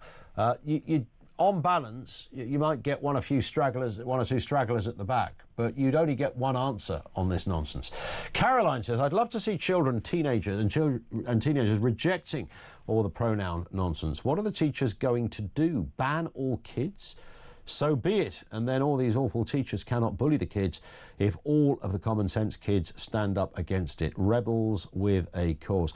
I remember talking to a mate of mine's daughters, or one of their eldest daughter, who's a bit older now, but she was about 15 at the time. So this was 5 years ago. We were discussing this pronoun thing, and she was talking about how, half her class had jumped, this was 5 years back, had jumped on the pronoun thing. And everybody was forced to then use it. They didn't have a reason for it. They weren't really gender fluid or non-binary or anything like that. They just decided they want to be referred to as they because it was a bit cool. And that's how it was. And I never forget taking a call from a guy a few years ago who said that in his college or his university, in his year, something like 32% of students were non-binary. I mean, that's just not really statistically likely in any shape or form. So you can see what some people do. There's an identity thing to it. I can latch on to that. It sort of gives me a few minority points as well, and there's a bit of a political status in that. It's just all cobblers. We all know it. No one says it out loud, or no one of importance says it out loud. It's the kind of thing I want to hear Yvette Cooper say on an interview. She said, before I get to the channel, Mike, I'm just going to say something about this pronoun nonsense. It's all absolute bloody rubbish. You'd never hear it from a UK politician. Where's Marjorie when you need her? 0344 499 1000.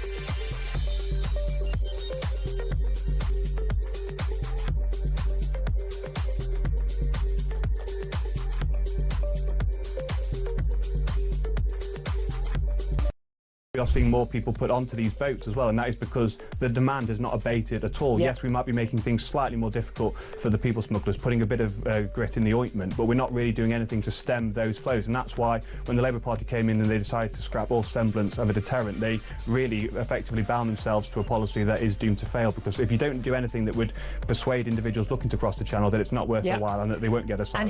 And here's why they think it is worth their while. They know they've got a very good chance of getting here, and once they're here, the odds are they're going to be allowed to stay.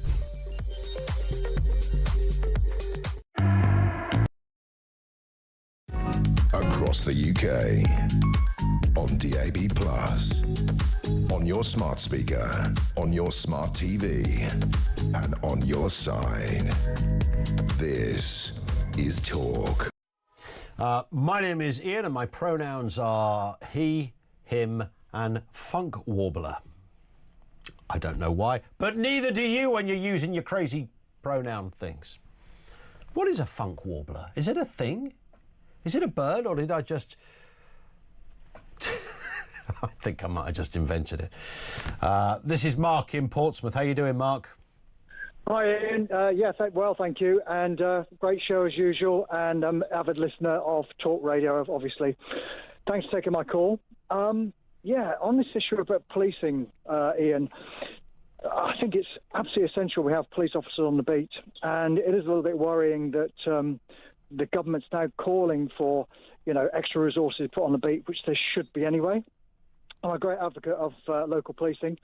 Now, my reason for calling today was regarding special constables. Yes. For 16 years, I was a special with Sussex Police and Hampshire and the Isle of Wight Police, and I had great 16 years with both those police forces. I just want to pick up a point that the great Peter Bletchley made earlier on, and I've got a lot of respect for Peter, and it's great to hear him on your show. I do believe that specials aren't given a fair hearing sometimes about the amount of commitment they give to police forces across this country and have done since the Second World War. We are, non-conscripted, we're volunteers, but the training that specials go through is the same as a regular officer. Yep. They also have the same powers as a regular officer. Obviously, the police community support guys have lesser powers, which was brought in later on. But we have the same responsibilities. Now, this issue of 4 hours per week is the minimum that most police forces allow or require specials to do. But I know from my own experience and other colleagues as well, we gave a damn sight more than 4 hours a week, Ian. You had training on top of that, which could be anything from physical classroom training, which would be one night probably every 2 weeks. Yep. And also online training, which I'd go into a police station and do all the online training. Sure. So you're looking at 4 hours minimum on the beat stuff, and also probably 4 hours other training as well. I mean, I personally did something like a good 8 to 10 hours a week sometimes in my prime, and that would be weekends, evenings, whatever we could commit. So I'd go in on a Friday night, sometimes go in at 8 p.m, and maybe do beat work until about midnight, go out with a shift, and then till 4 a.m. And that was typical for me and a number of my colleagues. Got it. Crazy, absolutely crazy, and I wouldn't wish that on anyone. I mean, I was fortunate at the time to give that time. Unfortunately, I had to give it up because of work commitments and everything else, but I enjoyed my time as a special. But please don't undermine what these guys do. These guys and guys, they're so special. I don't think anybody does undermine that. I wonder whether there's going to, regardless of that, however good somebody might be and dedicated, which of course is, it's an obvious example of dedication by doing that role. If you haven't got enough of them, then you're still going to be back with the same problem. Yeah, absolutely right. And there was always that problem when I first went into the specials in '96 with Hampshire. We had about nearly on 1,000 specials across Hampshire and the Isle of Wight. Yeah. By the time I finished in 2014, we had less than 400, and they probably weren't given the time. The issue with that is commitment, how much time they got available, support from their employer, and so why the hell should their employer allow support of that? So it was very much a pressure. We had a lot of specials that we lost, but went into the regular force, which is great in one way, but bad for the specials. So a lot of them went into the regular force. And I saw a lot of great guys do that path, great guys and girls. Yeah, I would advise anybody to go in and do it. Give a minimum 2-year service. It's a great way of getting good life skills. Yeah, I was going to say, and what an incredible experience as well to have too. Listen, Mark, I have to step in at that point because we've hit the clock. Mark in Portsmouth, thank you for that. By the way, Funk Warbler likely refers to Noel Gerard Funk, a Canadian actor and singer known for portraying Hunter Clarington, the captain of the Dorton Academy Warblers, a fictional capella in the TV series. Peter, do you know? No idea. Alviderson, Pat? Glee. Glee, okay. Did you ever watch Glee? Not really, but Don't Stop Believing is a good cover, actually, and it's one of the best covers, I think, of any song that I've heard, their Glee version of that. But interesting you mentioned people called funk. I was working on Newsnight back in the day, and do you remember Gerhard Schröder, who was the Chancellor of Germany? Yeah. His sidekick was called Albrecht Funk, Was and he? I literally had to make phone call. Hello, can I speak to Mr. Funk, please? Mr. Funk. I'm Mr. Funk. I'm Herr Funk. You don't want to get that wrong either, do you? You don't. It could be a funking mess. Yes, spot on. What's not going to be a mess is the roller coaster of 3 hours that are just on the other side of the news. What's happening? Hamas apparently aren't terrorists. No, they're not. They're just very naughty boys. They're misunderstood. We're talking to one of their lawyers a little bit later on. We're also saying that Bobby should be put on the beat or lose their cash. That is what Starmer says. Maybe if they hadn't just cut back the police under the Conservatives, things would be better. Who knows? We'll talk about Trump's tariffs as well. The local grooming gang reviews apparently will go ahead. Yvette Cooper said it's all a misunderstanding. Everything's fine. I don't think it is, actually, but we'll talk about that. Also, whether France could recognise a Palestinian state, and the racist police force, West Yorkshire, who say that you can get in earlier in an application to be a police officer if you are not white, basically. I think the white which is racist. Had about 2 days to reply or something for the job. They've got longer time. Yeah, so they white people have a shorter time. It up, and you only had like this couple. Oh, by the way, we still need a few more recruits who might have to my recruit question some is, white people. If we get to a state where there are too many people of ethnic minorities, let's say, I think in West Yorkshire something like 22% of the population are of an ethnic minority. Let's say you get to 23 or 25% or 30% are ethnic minorities. Are you going to start sacking people because of the colour of their skin?